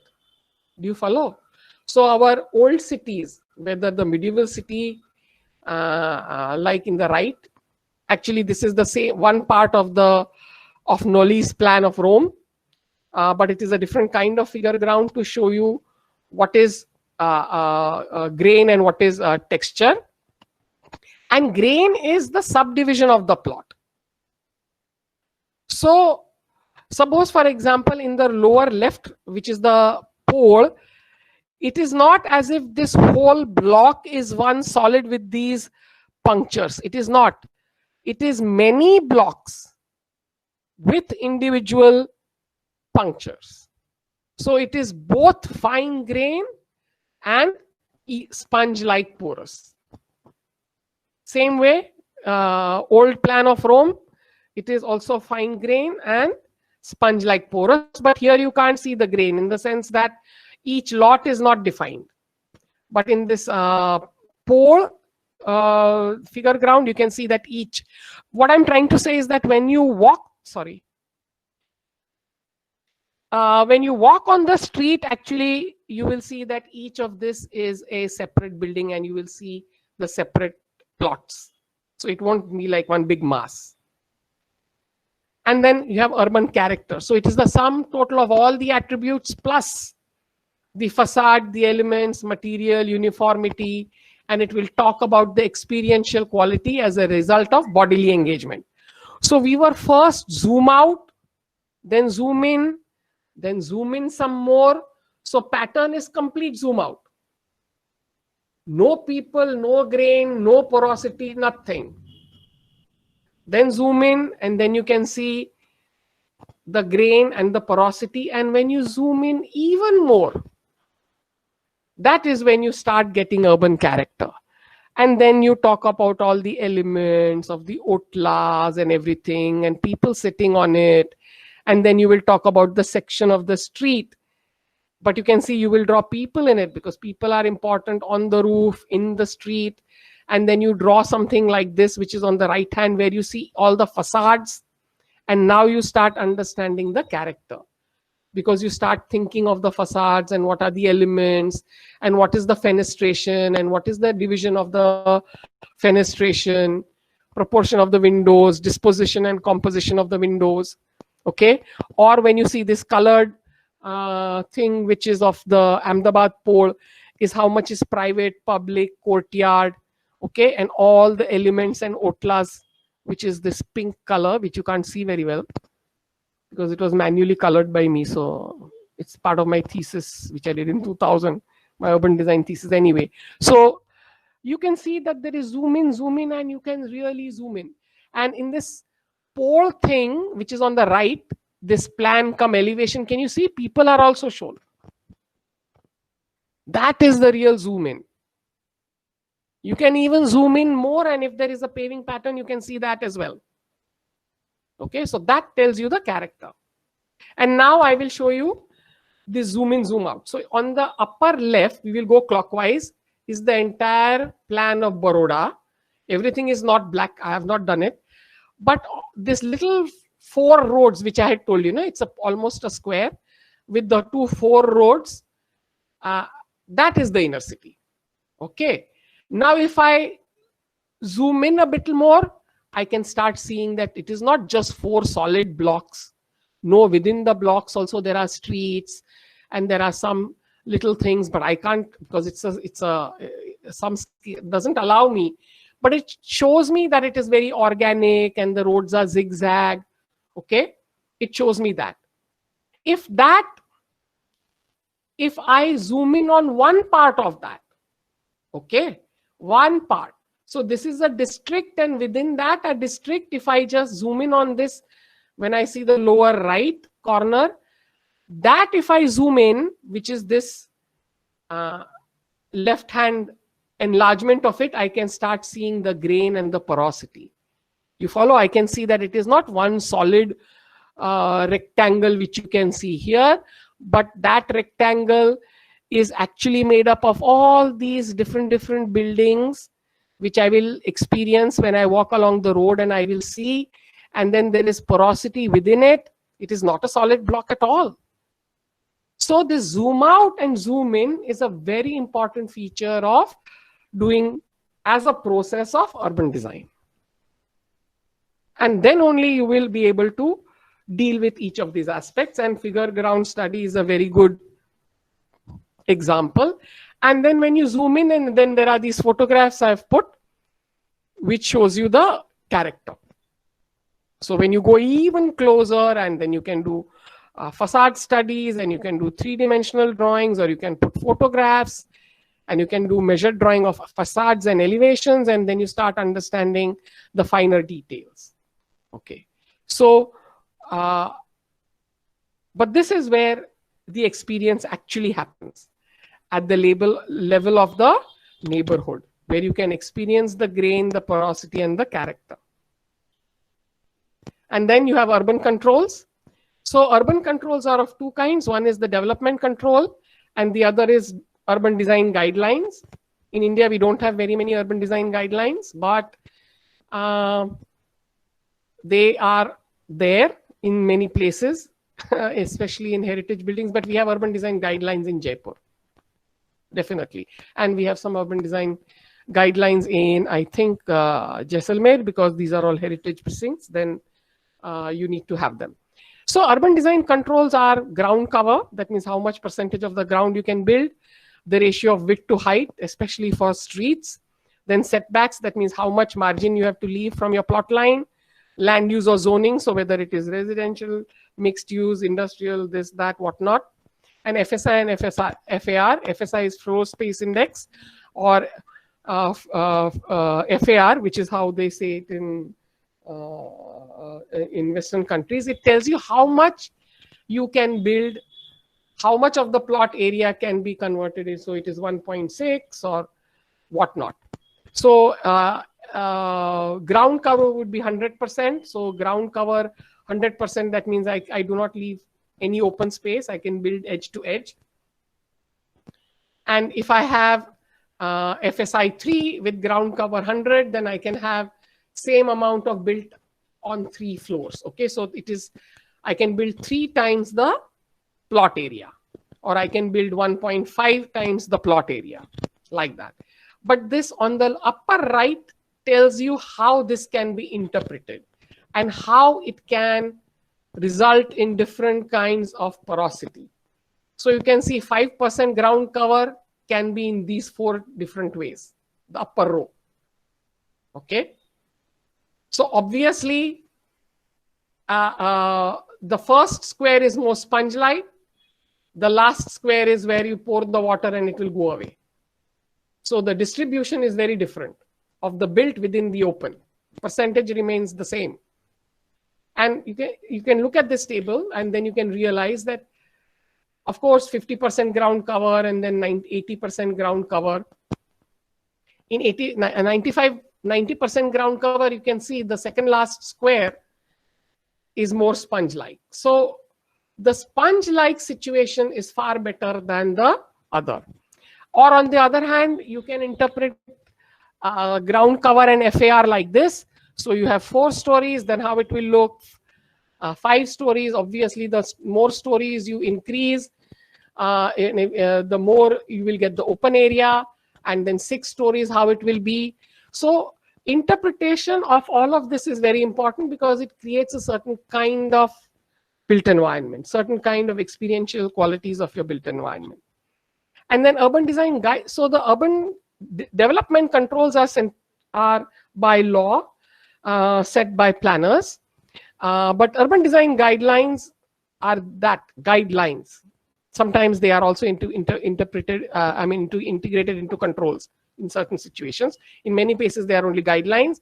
So they will control the material of the facade, the elements on the facade, the scale of the buildings, the color even, what is the skyline like, the projections that you can have onto the public place, and the type of fenestration that you can have. So you can see that urban design guidelines are actually finer details, which have far greater impact on your experience of that public place as you bodily engage with it. And then you can also see that the ratio between width and height and what kind of a degree it will be and what kind of sense of enclosure it will be. That ratio is according to degrees, and then both these on the lower part of the slide tells you that when you are closer you see far more details, when you are further you see lesser details. If the width is more with the height remaining the same, it feels very open, and obviously if it is closer then it will feel very closed, which we saw in the streets or in the squares. Now, these principles of urban design. Principles means certain set of values that a group holds or basic truth. So many times people will say, I live by these principles, and you can say the principles. So my principle is truth, helping others, blah, blah, and different people can have different principles. And I'm not going to talk about this in detail at all, but you have to decide the principles on which you will be doing your urban design. And these are the certain principles that I have listed here. Legibility, character, diversity. These are principles of good urban design. So when you say diversity of uses and users, then yes, if it has character, it will be good. If it is legible, it will be good. If it is adaptable, just like your Rockefeller Center, then that much good and sustainable now because it's the idea of the day, so to speak. It will be good. Inclusivity, that means it is used by all kinds of people, all age, gender, class, race, religion. Of course, safety and security is a good principle by which you should go. Heritage conservation, if there is heritage, there are heritage elements in your area. Then vibrancy, how vibrant your public places are, how accessible they are. And you can add more principles, and you define what are the principles that you want to pick up, which will guide your design intervention, and then you can prioritize them, because maybe you are not able to fulfill all principles to the equal degree. But because this lecture will be by itself and I really don't want to go to it. Legibility, please read Image of the City by Kevin Lynch, and he talks about 5 elements which help the legibility, that is districts, edges, nodes, paths, and landmarks. Okay, you can have a look at it and do it. And lastly, we will I'm almost there. I know I have to talk till 1 o'clock. Okay. So the last are examples. I have not put the riverfront development in this example. I have put it in the list, but I have not shown it because, of course, it is Sabarmati riverfront and it's an extremely huge urban design project, which actually no single person can deal with. Although this was a very popular project for in the final year incept for many years when I was a student. Somebody or the other would pick up, but you can't do the entire riverfront. One person can't do it, maybe a patch of it. But I have not included it because I thought it would be too much. So the first I want to actually pick up a very contemporary, very modern example and very recent. It was completed in 2017 and it is by the firm called Snoeta. Actually, Snoeta pick up many urban design projects. And this is a very famous square in New York. Again, has a global impact. I mean, it is there in people's imagination, at least. And it's very busy, very famous for its New Year celebrations. And this is what it was like on the left, and then this is what it is on the right. So what they have essentially done is carved out place for people from what was essentially road network. Okay, it was only streets. There was only traffic, and the only place for people was the sidewalk. But from that itself, they have carved out, and it has become even more successful. Okay, and it can be done. It is the job of the urban designer. So you say an urban designer say people first. I'm not saying no traffic, but people first, because without people, it's meaningless. Now see, I will show you this. The upper here is, this is Times Square in front, and it was actually two. Actually, it is one of, this is a main avenue which is going diagonal. If you see the entire plan of New York, basically it is a gridiron plan, but there are this diagonal which was cutting across, and that junction that it created between the two geometries was what is known as the Times Square. And of course, there are 4 roads and forming a junction. No, 1, 2, 3, 4. Yes, the one which is rectilinear and then the diagonal.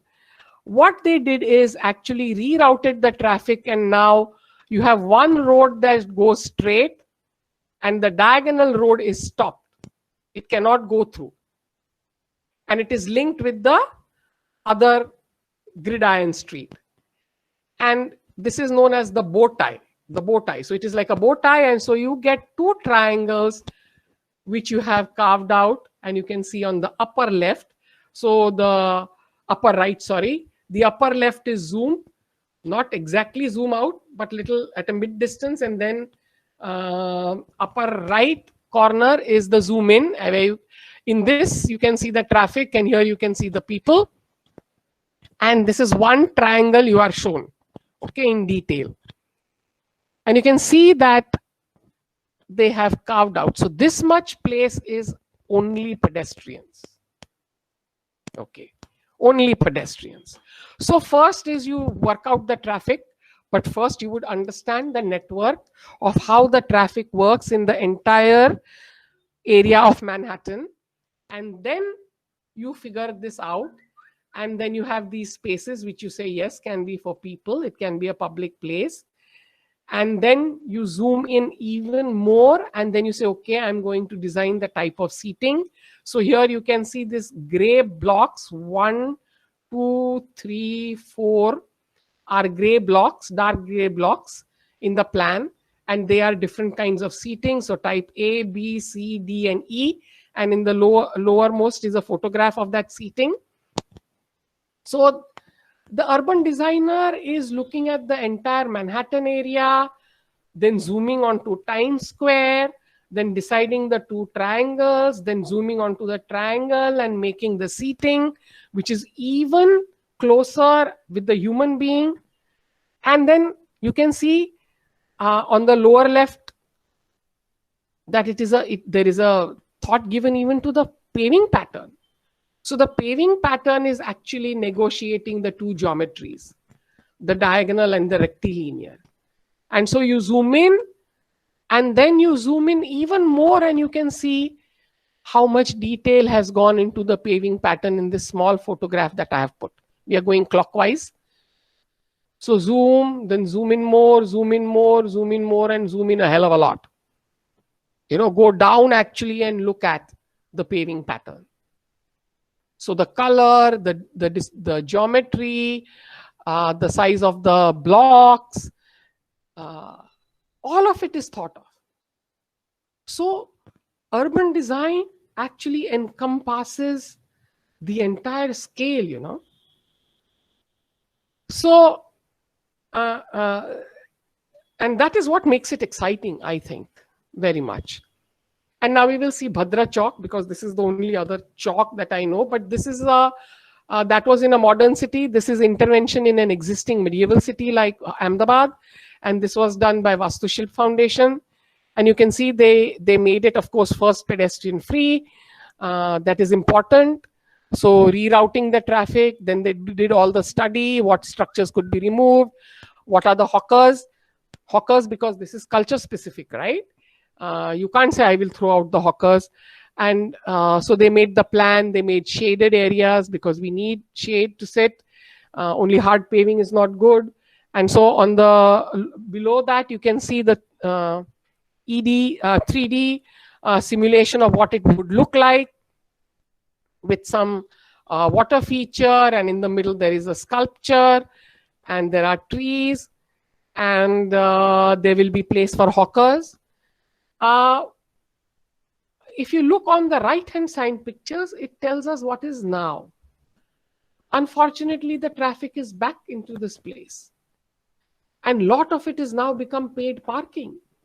It's unfortunate, it's a sorry state of affairs.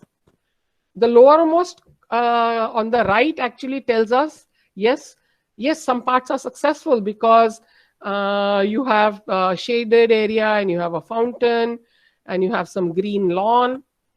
Though I don't know how much practical it is to have lawn in India, because who maintains it? It's very sad.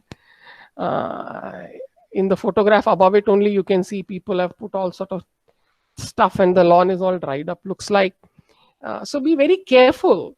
You have to look at the culture. You have to look at the lifestyle. You have to look at the climate. You have to look at our governance system before you design something. Because what you imagine and what it will actually be will be very different. You want to be different. How different? Good different. You say, I imagined it to be only like this, but now, my God, it is more fantastic than I thought. Then yes. Not, oh, I imagine it to be like this. Oh my goodness, now when I see it, it is far worse than I thought. So Bhadra Square is an example of far worse than I thought. Rockefeller Center is an example of far, far better than anybody thought. Who would have thought that it would be in public imagination globally? Just think of it. And then there is, I said we will take some street also. So CG Road, Ahmedabad. Surprisingly, all the urban design projects are in Ahmedabad because, well, you know why. It is not the same firm. This is HCP. But simply because there is a lot of awareness, not amongst the citizenry, amongst the enlightened people, amongst the industrialists. There is a high level of awareness regarding design in general. So CG Road, it's an old project now, was done by HCP, where they said, why don't we redesign the street, rationalize it with its width and utilize it to the maximum possible. So they did the existing, you have to do again a figure ground also to study the existing street network, the built density, the study of social amenities. I told you amenity is very important when you do urban design. And then you can see on the upper right corner is the proposal, which is a very faint, unfortunately, drawing. I had to take it from the net. I didn't have time. And a photograph next to it on the left is how it actually happened. So now there was a proper carriageway, proper parking, proper footpath, and tree-lined avenue. Okay. So then you have a section. So an urban designer would also draw a street section if you're doing the street, and a plan to show how the parking and service lane and everything will work, right down to details of the curbing, paving, material, pattern, which is the lower right, you can see. So you are encompassing, of course, they would have done a study of the network of these roads vis-a-vis the entire city, but I have not shown you here. So from entire city, and grating and tree guards and sea. And so now you can see that this is a new proposal, and now they are thinking of a new proposal to incorporate the metro that might run through it. So now the parking has gone underground, and the carriageway has come underneath the metro, and then you can have more pedestrian space, which is the lower right. You can see the new thing, and then new road network has been proposed. Some of the work has already started, and on the right you can see some of the work which is being done. Actually, Vijay Nehra has inaugurated some of the things, and you can see on the lower left 2 photographs of what it is now and how it is envisaged. Obviously, the whole idea is to incorporate the new traffic or the new mode of transport. I told you, mode of transport you cannot ignore. So you incorporate that, and then you see how you can. The idea ultimately is more space. See, there is one mantra you should follow: most space, maximum space for people, and less space for everything else. I'm not saying you don't have any traffic at all. That's not possible. But yes, people oriented. And the last example is, again, I said water body, but I thought riverfront too big. So we can look at the Kankaria Lake redevelopment, again by HCP. And it shows you how it sits. It has not only taken up the lake edge, and the plots around the lake. These kind of projects are also very common with students in the final year. The top right corner shows you that it is very inclusive. So you have a Rabari woman, not educated, probably not very well to do, and you may have fancy people with their iPhones and iPad, but it is for everybody. It is a ticketed, some of it is ticketed, and people protested, but I think they've kept the ticket very low. I'm not sure. I have never been to this revamped Kankaria. I only know the old Kankaria. But the idea was that if you don't charge people anything, then people misuse it, and you need money for maintenance. Fair enough. But it should not be that you don't let some people come and only some people, and some people can't. Earlier, Kankaria, the homeless, the poor, the ragtag could come there. I don't think that is possible now. But anyway, that can be debated. That's for you to work out in your principles. But inclusivity is certainly very important. And now then it is also barricaded. Earlier it was not. So the gates will be closed. Because it is ticketed entry, it is barricaded. When I was a student in SEPT, we went, anybody could go there and do whatever they wished. I suppose you can't do that now. So something you gain, I guess, and something you lose. It is your call. But it has lots of green spaces. It has the water's edge. It has seating. It has a small train. And because it is a long perimeter, it has sloping lawns like this to sit with trees, playthings for children. It has eateries, so you can sit and eat. It also has this, so you can move around in this little thing which moves. It has water sports. So one of the attractive things about Kankaria is that it has diverse activities catering to diverse people and diverse needs. So diversity is very important to make something very vibrant. How it is designed is one thing, but you have to take the call. And the last slide here shows that this is a light show in Kankaria.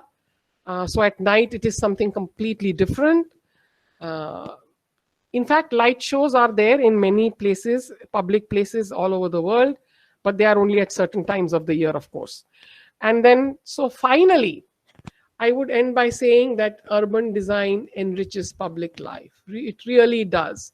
Good urban design, the benefits are tremendous, tremendous. Good architecture will benefits a few people. Urban planning, to a mass of people, we don't even know how the benefit happens, because it has nothing to do with people's direct experience.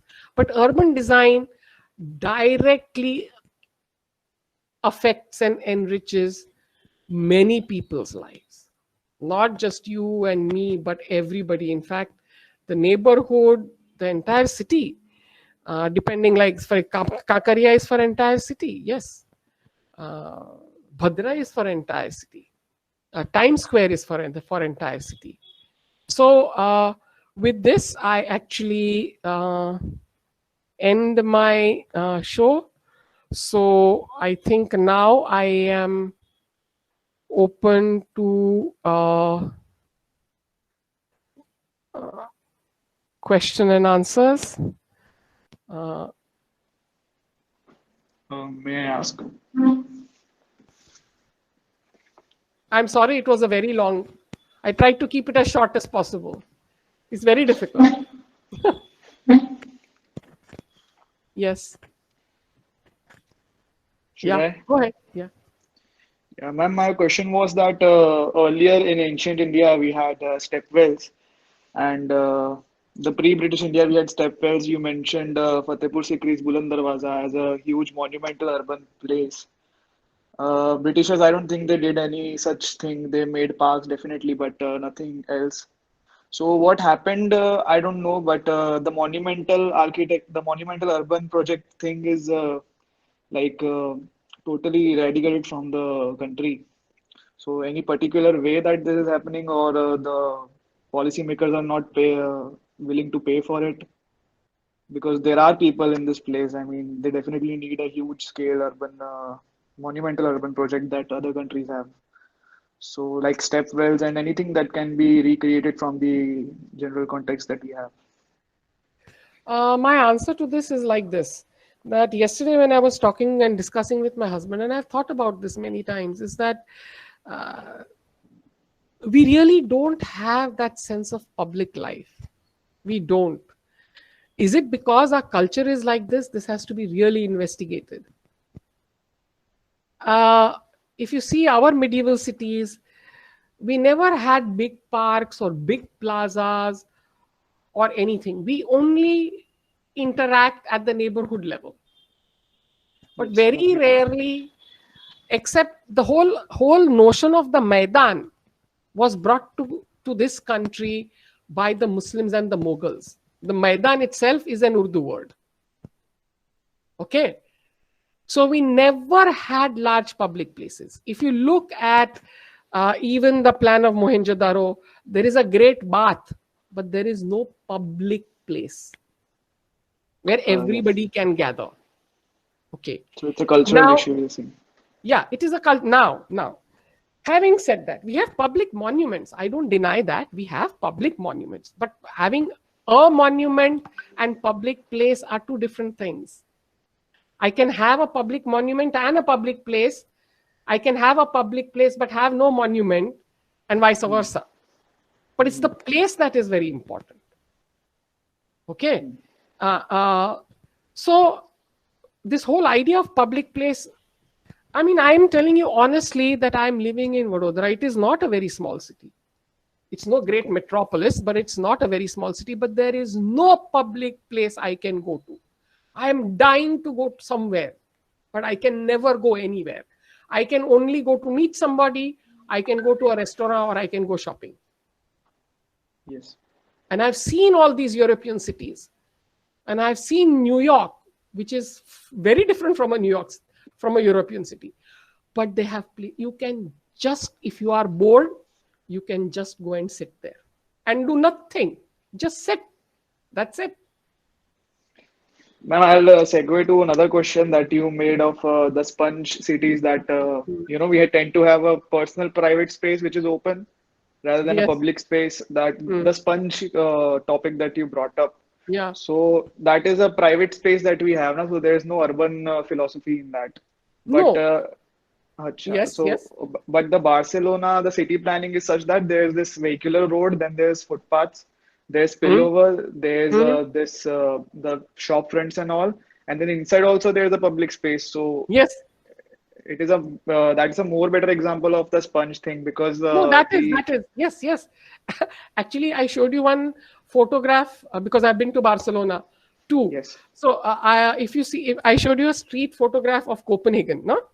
yep, And there were these yeah, blocks. the courtyard, yes, yes, Yes. yes, But if you actually go inside, there are inner courtyards. yep, yep. So they are not solid blocks.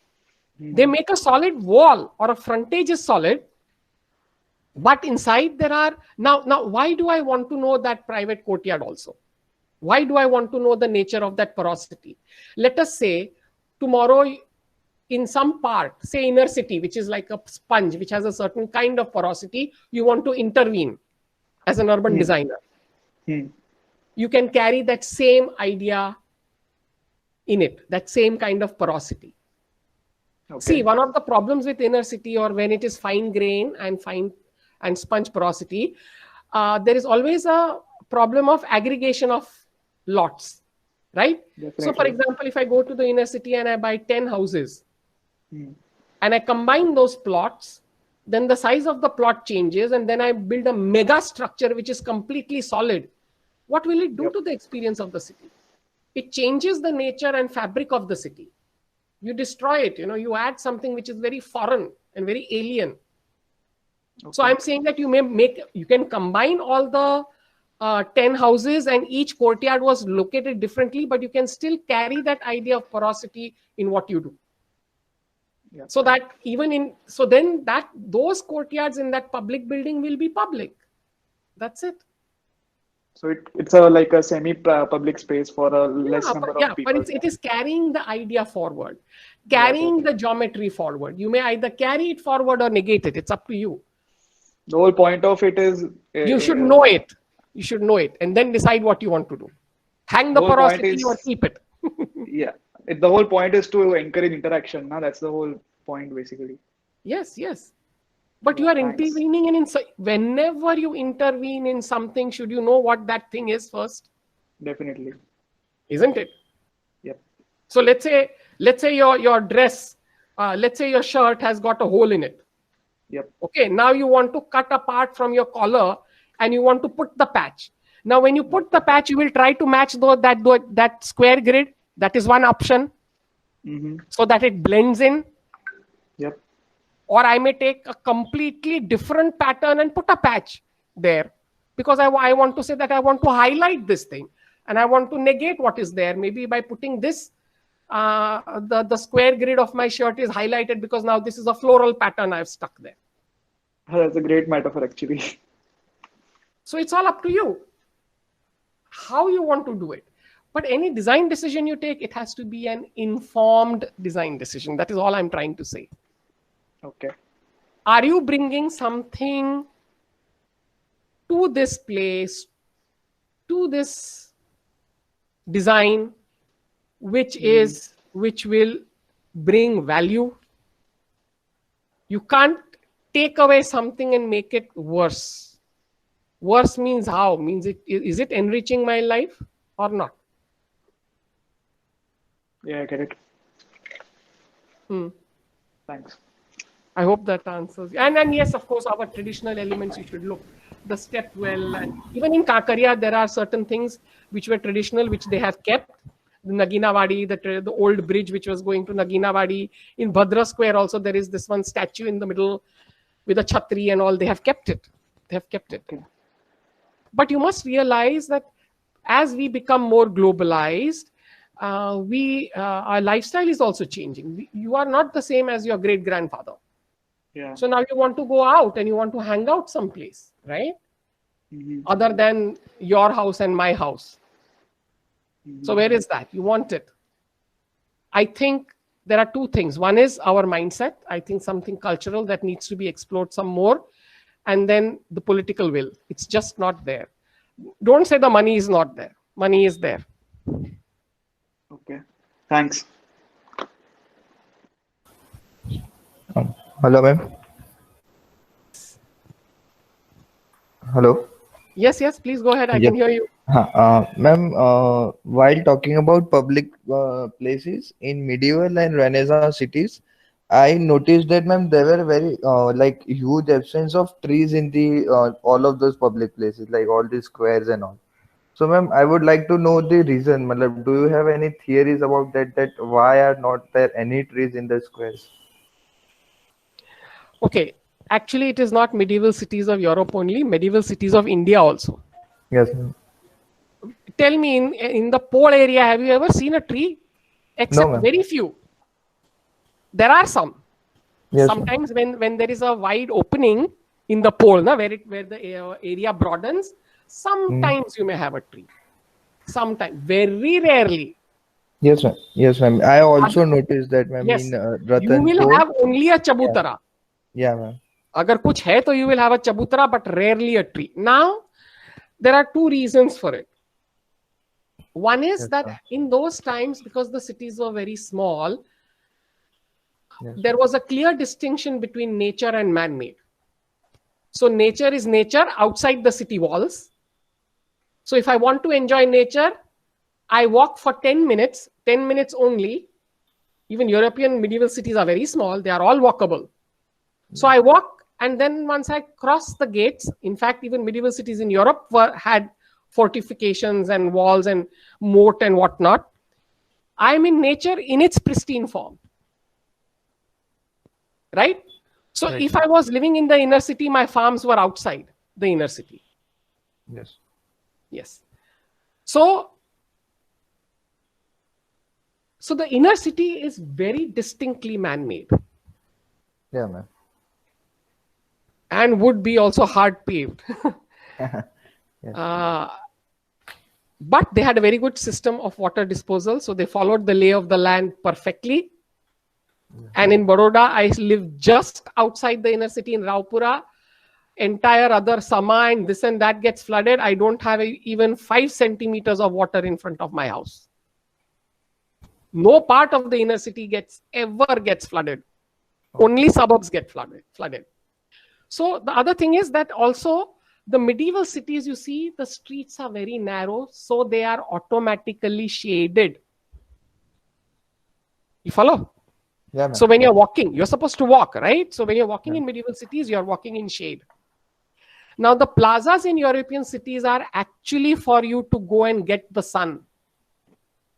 Because you live in a very cold climate. You have no idea how much they crave the sun.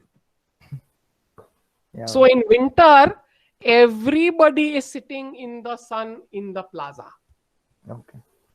So, ma'am, actually in European cities, the open sky and the sun is much more appreciated. That's why Yes, there was more. here we don't, I think, have a Yeah. plaza hard paved. Can you imagine plaza hard paved? Who will go and sit there without any shade? No one, ma'am. You will be able to go there only 3 months of the year. Yeah. Winter. You can't go there in rainy season, monsoon, which is again 3-4 months. And you Yeah. can't go there in peak summer, which is 3-4 months. Yes, ma'am. In winter, those plazas, even if they are covered with snow, they are cleared. And if it is, because sometimes it is sunny even when it is snowing. You must understand that. Okay, it's not like raining. Yes. When it snows, there is sun. So people will go and sit. Arey, you won't find any place to sit, I'm telling you. They love it. That could Yeah. be one of the reasons that why we don't have such hard paved, large urban spaces in our old cities. And that is why the Chandigarh Plaza failed, because who goes there? It's a public place, but nobody ever goes there. It's hard paved. It's hot. Yes. You know, from a tiny sparrow to dogs, cows, humans, have you seen them gravitate towards shade Yes, in ma'am. India? Yes, ma'am. We don't have to think. Instinctively, we gravitate to shade. We love it. Yes. We crave it like the Europeans crave the sun. So I hope it answers your question. So Yes, anybody yes. else? Ma'am, I have another question. While talking about the urban texture, ma'am, there was a map that you showed was Ahmedabad city, where you showed the east part of the city, which is central walled city, and the west part. So, ma'am, what I want to ask is that what I understand कि ma'am अपना जो central city है उसका एक cultural value है. It has a definite cultural value which is appreciated in all over Ahmedabad. And when you go to the western part of the city, somehow somewhere that cultural values are degrading.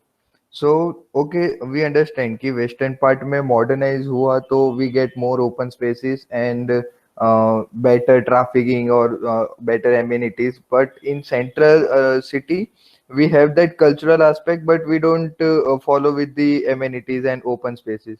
So, ma'am, how to achieve that middle ground where we can get both the things? Actually, I showed you an example of Manhattan. Yes, ma'am. है ना? Yeah, ma'am. Is it like a medieval city? Not at all. No. No. It is individual buildings. They are not touching each other also. Building फिर gap, ना block फिर gap. और block की size भी uniform है because it's a grid. Yeah. But I showed you the photograph. See, it when you want character can be medieval city character, and Manhattan also has equal character. Yes, ma'am. It's not that it doesn't have. Okay? Yeah, ma'am. And that was by design. Actually, there is a please look up, I forget the title of the book, by Jonathan Barnett. Okay. He has written a book on Manhattan. Okay. It was all thought of. It is not by chance. It is a design. Yeah, ma'am. And the whole idea that you have such wide streets because it is for traffic, then they realize, let us have such tall buildings, and certain kinds of buildings, and they had a lot of urban design controls and planning controls so that they could get a character. Okay. We don't like many of the suburban areas because they lack character. Yes. So character can be had when there is a theme. But within the theme, there has to be variety. Not like rubber stamp. Then it is boring. Nobody will like it. Yes. So if you see, pole houses are similar, but never the same. Yeah. Everybody will have an Otla, but the Otla will not at all be the same. Yes, ma'am. Exactly. So if you have only diversity and no theme, then you have chaos. When you have chaos, you don't have character. That's the problem. When the suburbs developed, nobody thought about all this. Because see, in medieval times, urban design, planning, and architecture was an integrated whole. They were not separate. They thought of it all together, all at once. Now, when they are doing planning, they don't talk about urban design. When you are doing architecture, you don't care about the larger scale or the in-between scale. Nobody is bothered about the overall character. I am building in my plot, so I will build what I want. Correct? Correct. Why should I bother about another plot? तुम तुम्हारे में करो, मैं मेरे में करूंगी. I will build a Spanish hacienda. I like it. तुम Chinese बनाओ ना, तुमको जो चाहिए तुम बनाओ, तुम्हारा प्लॉट, तुम्हारा पैसा. And so what happens?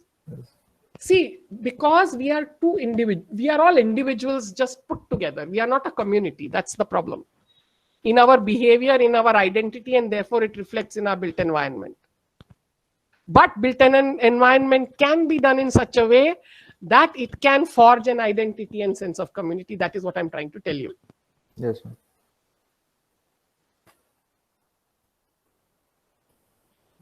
And one more last question, ma'am, that I have is while talking about the Bhadra Chowk in Ahmedabad, so ma'am, they tried to govern the people through the design, but it didn't work out. So my question is that while designing, do we have to be governed by the people or the public patterns, or do we have to govern the people through our designing and through our imagination, ma'am? Okay, this is a good question. I mean, I have thought about this. When people come to Indian cities, Yes. the first reaction is, it is very chaotic, my God. Oh my God, it's very chaotic, you know. Yeah. Because when they walk on the road, then there is a cow, and then there is a bullock cart, and there is a hand cart, and rickshaw, and cycle, and oh my God, you know, Yeah. dogs are crossing the road, and everything is going in all directions at all different speeds. Yes. Of course, nobody is crashing into one another. You have to admit that. That is because Especially my auto walas. no, They that is are because good. we are used to it. This chaos, you follow. Yeah. Yeah. But there is a method in that madness. There is an underlying order in that chaos. And that apparent chaos actually gives a certain character. So, our Indian cities are messy, not in the literal sense also. Nahi ki kachra hai, not that way.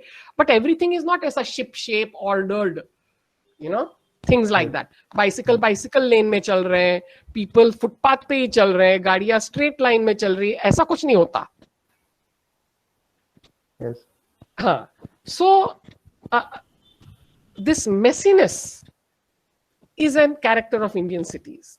Yes, I think it's also certain cultural or inbuilt. Now what happens is, as designers, you want to make everything ship shape, सब ठीक ठाक है ना. Yes, sir. ऐसा इसको ठीक से करो, लाइन में रहो, इधर रहो, इधर रहो, इधर वेंडर्स, इधर वेंडर नहीं, है ना, इधर पार्किंग नहीं, like that. Yeah. But have you seen, there are many people, my husband's desk is completely messy, but you ask him to find a piece of paper and he can do it in a flash. Yeah. If I do it ship shape, he can never find anything. So I never touch his desk. Yeah, okay. Okay. So in Bhadra Square, see, you have to understand the people for whom you are designing. You must. Ultimately, what do you want? You want people to have a good life, is it not? Yes, To enjoy the public place, is it not? Yes. Their life to be enriched, is it not? Yes. Figure out how. Don't assume that by putting everything ship shape and everything in order and everything, so I'm now going to imitate Manhattan here and it will be all very fine. Then you are making a mistake. You should figure it out. But everything cannot be too chaotic also, no? I mean, Yeah. So somewhere, see, that is the challenge. That is the challenge. If there was an easy answer, तो फिर Manhattan जैसा बना दो, इसके जैसा बना दो, तो then ऐसा तो होता नहीं है. See, not only every country has a larger culture, but then every state and then every city, no, is unique. Yeah. Yes, sir. So if you're doing for Anand, you have to understand Anand really very well. You know, Yes. so there are certain overriding common things, but there are things that are unique also. Yes. Yeah, so like when we say, no, "Arey, boys will be boys," that means more or less, or most boys behave in a certain way, but every boy is different like that. Yes, sir. So, ma'am, in a way, we can say that understanding people and then, in a way, upgrading their lifestyle, or मतलब keeping which is there, जो aspects है उनको तो वहीं रखना ही है. We don't have to change that, but make a change in a way that it is upgraded, improvised. Yes. See, it is, you have to understand what is the value, what people hold dear to themselves, no? Yes, sir. तो ये value है. If you say this, for example, street vendors. Chalo, one example. Everybody hates, but everybody wants. That's the sad part. So they say we hate street vendors. So okay, now, but you say street vendors add value to your life, no? Yes. So if I am shopping from Amazon, then I don't care for street vendors, right? Yeah. But if I'm a poor person, I'm a cart puller, then I can't shop from Amazon. I don't have only an internet account, na? So I have to buy from the lari wala, or I have to eat at lari wala. I can't go to McDonald's. Yeah. So what do? I mean, you have to cater to everybody. That is the most important. Inclusivity. Yes. You can't sit on a high chair or occupy a high ground and say, "अरे ये तो गंदा है, ये खराब है, ये messy है." things that people hold dear to their heart, those values you have to enforce. I mean, reinforce. Yes, ma'am. तुमको अगर मिठाई अच्छी लगती है, so I will try and see that I will give you different kinds of mithais to eat. I will not say, no, but that is all bad for your health. Now you mustn't eat anything. You have to eat only savory for the rest of your life. You will be unhappy. Yes. It doesn't work that way. So when there is some bad behavior, no, that has to be stopped. Yes. Jumping lanes, spitting, then vandalizing public property, that is bad behavior. But having a lariwala is not a bad thing. Just figure out how it is to be done. Yes, ma'am. But we don't, one last thing I have to say, we have no sense of public life. It's unfortunate. It has to be inculcated.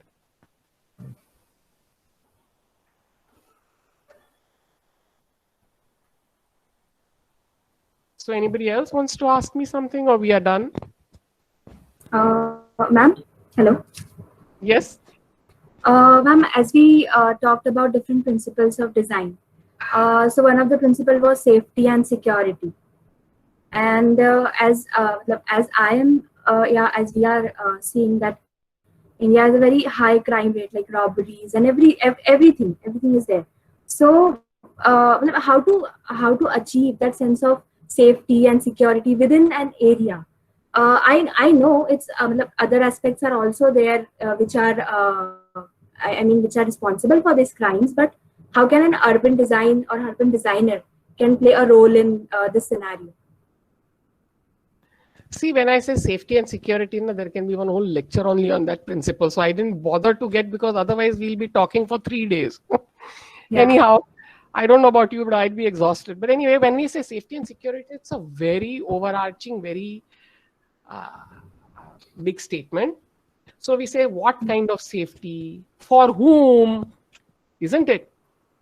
So like, for example, we did a study and we did of public places as in terms of gender safety security. So when I'm a woman, my sense of safety and security is very different, isn't it? Yes. I will be thinking people whistling at me, people grabbing my bottom, people touching me, right? People stalking me, people harassing me. Guys won't think of that as a safety issue. When I'm an old person, I'm worried of being pushed and pulled and falling, right? On the footpath while crossing the road. Or somebody stealing something from me because I'm old, because I can't run. So safety and security, from whom, where, how, different measures can be taken. Good lighting is one of the things. Eyes on the street is one of the things. So the facade design, elements on the facade. So there is social surveillance. You allow people to sit on the streets, on the public places. Pole में it is very safe and secure. उसमें तो घर के दरवाजे खुले रखते हैं. किसी की मजा ले अंदर जाके कुछ एक पेंसिल भी ले. Have you tried roaming around in the pole? I do a lot, because I have done a lot of study of pole. So whenever I'm roaming around, after 2 minutes, somebody will say, તમે કોણ છો? શું કામ છે? કોને મળવું છે? Suddenly somebody will pop out, एक घर से कोई निकलेगा, कोई बालकनी से निकलेगा. Means they are observing you. And immediately they can make out a stranger. ये कोई stranger है. तो इसको पूछते क्या कर रहे हैं अभी भाई यहाँ? Have you seen that? Yes, ma'am. Yes. So I have eyes on the experienced street, very important. કોણ આવે છે, કોણ જાય છે, શું કરે છે? I mean, it may seem like panchat, to some people in Gujarati, but it has its benefits. Yes. I know in my house, we are living so close together in the pole. If I have a fight with my husband, or if I sneeze very loudly, next day they'll ask me, "Kem shardi thai che?" Right. Yeah, so it happens. It has its plus points, but believe me, very safe and secure where I live.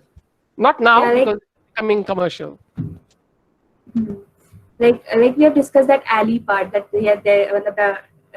there is nothing such life there, dead alley. So I think from my point of view, I think they motivate this kind of scenarios. I know they have their equal advantages, but there can be such measures which can be taken to avoid such things? No, yeah, you can do that. You can have now modern surveillance cameras. Some entrances you put from the alleyway in America also, in Manhattan and all, the alleyways are very unsafe. That is where all crime happens. You can see it in Hollywood movies, isn't it? Where you get knifed and, I don't know, killed and robbed, and they're always darkly lit and it's full of garbage cans and stuff like that. But you can see that maybe such areas are not there at all. It is possible. It's only up to you. Or if they are there, how they can best be made safe. Isn't it? You can. So that's the challenge. There is no simple answer. ऐसा कर दो तो हो जाएगा. All kinds of design decisions need to be taken after looking at the total picture and what it is that you're aiming for. Agreed. Right. Thank you.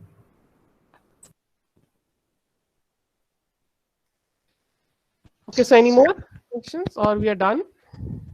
Ma'am. Yes. Ma'am, would you like to give an opinion about Kashi Vishwanath corridor in Varanasi? As in, it is a very kind of sensible project.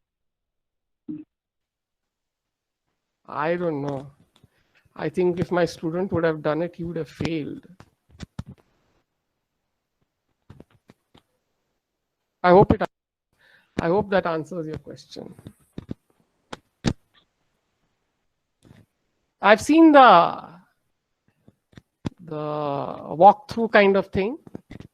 I don't know if they have improved the design further. I can't say, but the walkthrough that I saw was, I don't know, it is wide and all those kind of things, but it's dead. That's my opinion. Okay, ma'am. It is not vibrant. It has none of these qualities, unfortunately. Direct rasta hai, I agree. But is it always like that? That's what. Does it always have to be very wide, where you don't touch anybody and then aisa? No, sometimes people like going to crowded. I mean, narrow lanes give you a good experience too. It has its things, it's an experience. Okay, anybody else? I hope it answers your question. I don't want to, discuss the merits and demerits will take very long. We have to also have the design here in front of us so we can talk about it, but this is not the forum. I know all I can say, it could have been better. Definitely.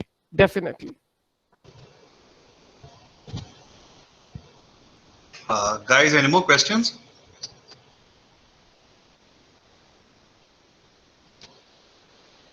Okay. I think everybody must be hungry. Even I'm hungry. Yeah. Thanks a lot, ma'am. Thanks for your inputs. We are really grateful for your presentation today, and thanks a lot for showing up in such short notice. So. No, I think thank you. There's always a selfish reason behind all this. The reason being that somebody tells me this, which I have not done before, then I am always ready to do it because it gives me an opportunity to put my thoughts in order, which I have been thinking for very long, but have been well unmotivated, or there was nothing that was pushing me to do it, right? But such a opportunity, and then I say, I will be able to put down what I have been thinking. And so many things become clear. Exactly, for me, the zoom in and zoom out is the process for urban design, which I had never been able to articulate even to myself till I actually put down my thoughts. I knew about it, but I had never articulated it very clearly. So it's always very selfish. See, everything works if it's win-win. I'm happy, you are happy, then it works. I hope I think I have found it very good and meaningful, and I hope you have found it too. It was insightful and interactive. Yes. And for me, as ma'am's student, I have learned urban planning from her. So this aspect or this scale again was helpful for me as well. So ma'am, thank you very much, and we look forward to more such interactions and healthy sessions, and hope it helps us all. You know where I stand. No? You know how selfish I am. If it helps me do, it has to be win-win. So, yes, so thank you so much, ma'am. Thank you so much. Most welcome. Well, anyway, Thank you, bye ma'am. everyone. Yes, ma'am. Jyoti ma'am was caught up with the meeting, so she also conveyed her thanks. Yeah. Okay, ma'am. She Thank was you, ma'am. actually part of our team when me and a colleague of mine, Neha, we did a survey of safety and no, she was not. Sorry, but we did a safety and security auditing and survey of public places in Baroda from gender point of view, of course. Yeah, we've already done that, and it's with Olakh, an organization. So if you're interested, you can ask them. We did it with them. It's a feminist organization, and we did actually on-street survey. Okay. Thank you, ma'am. Welcome. Bye.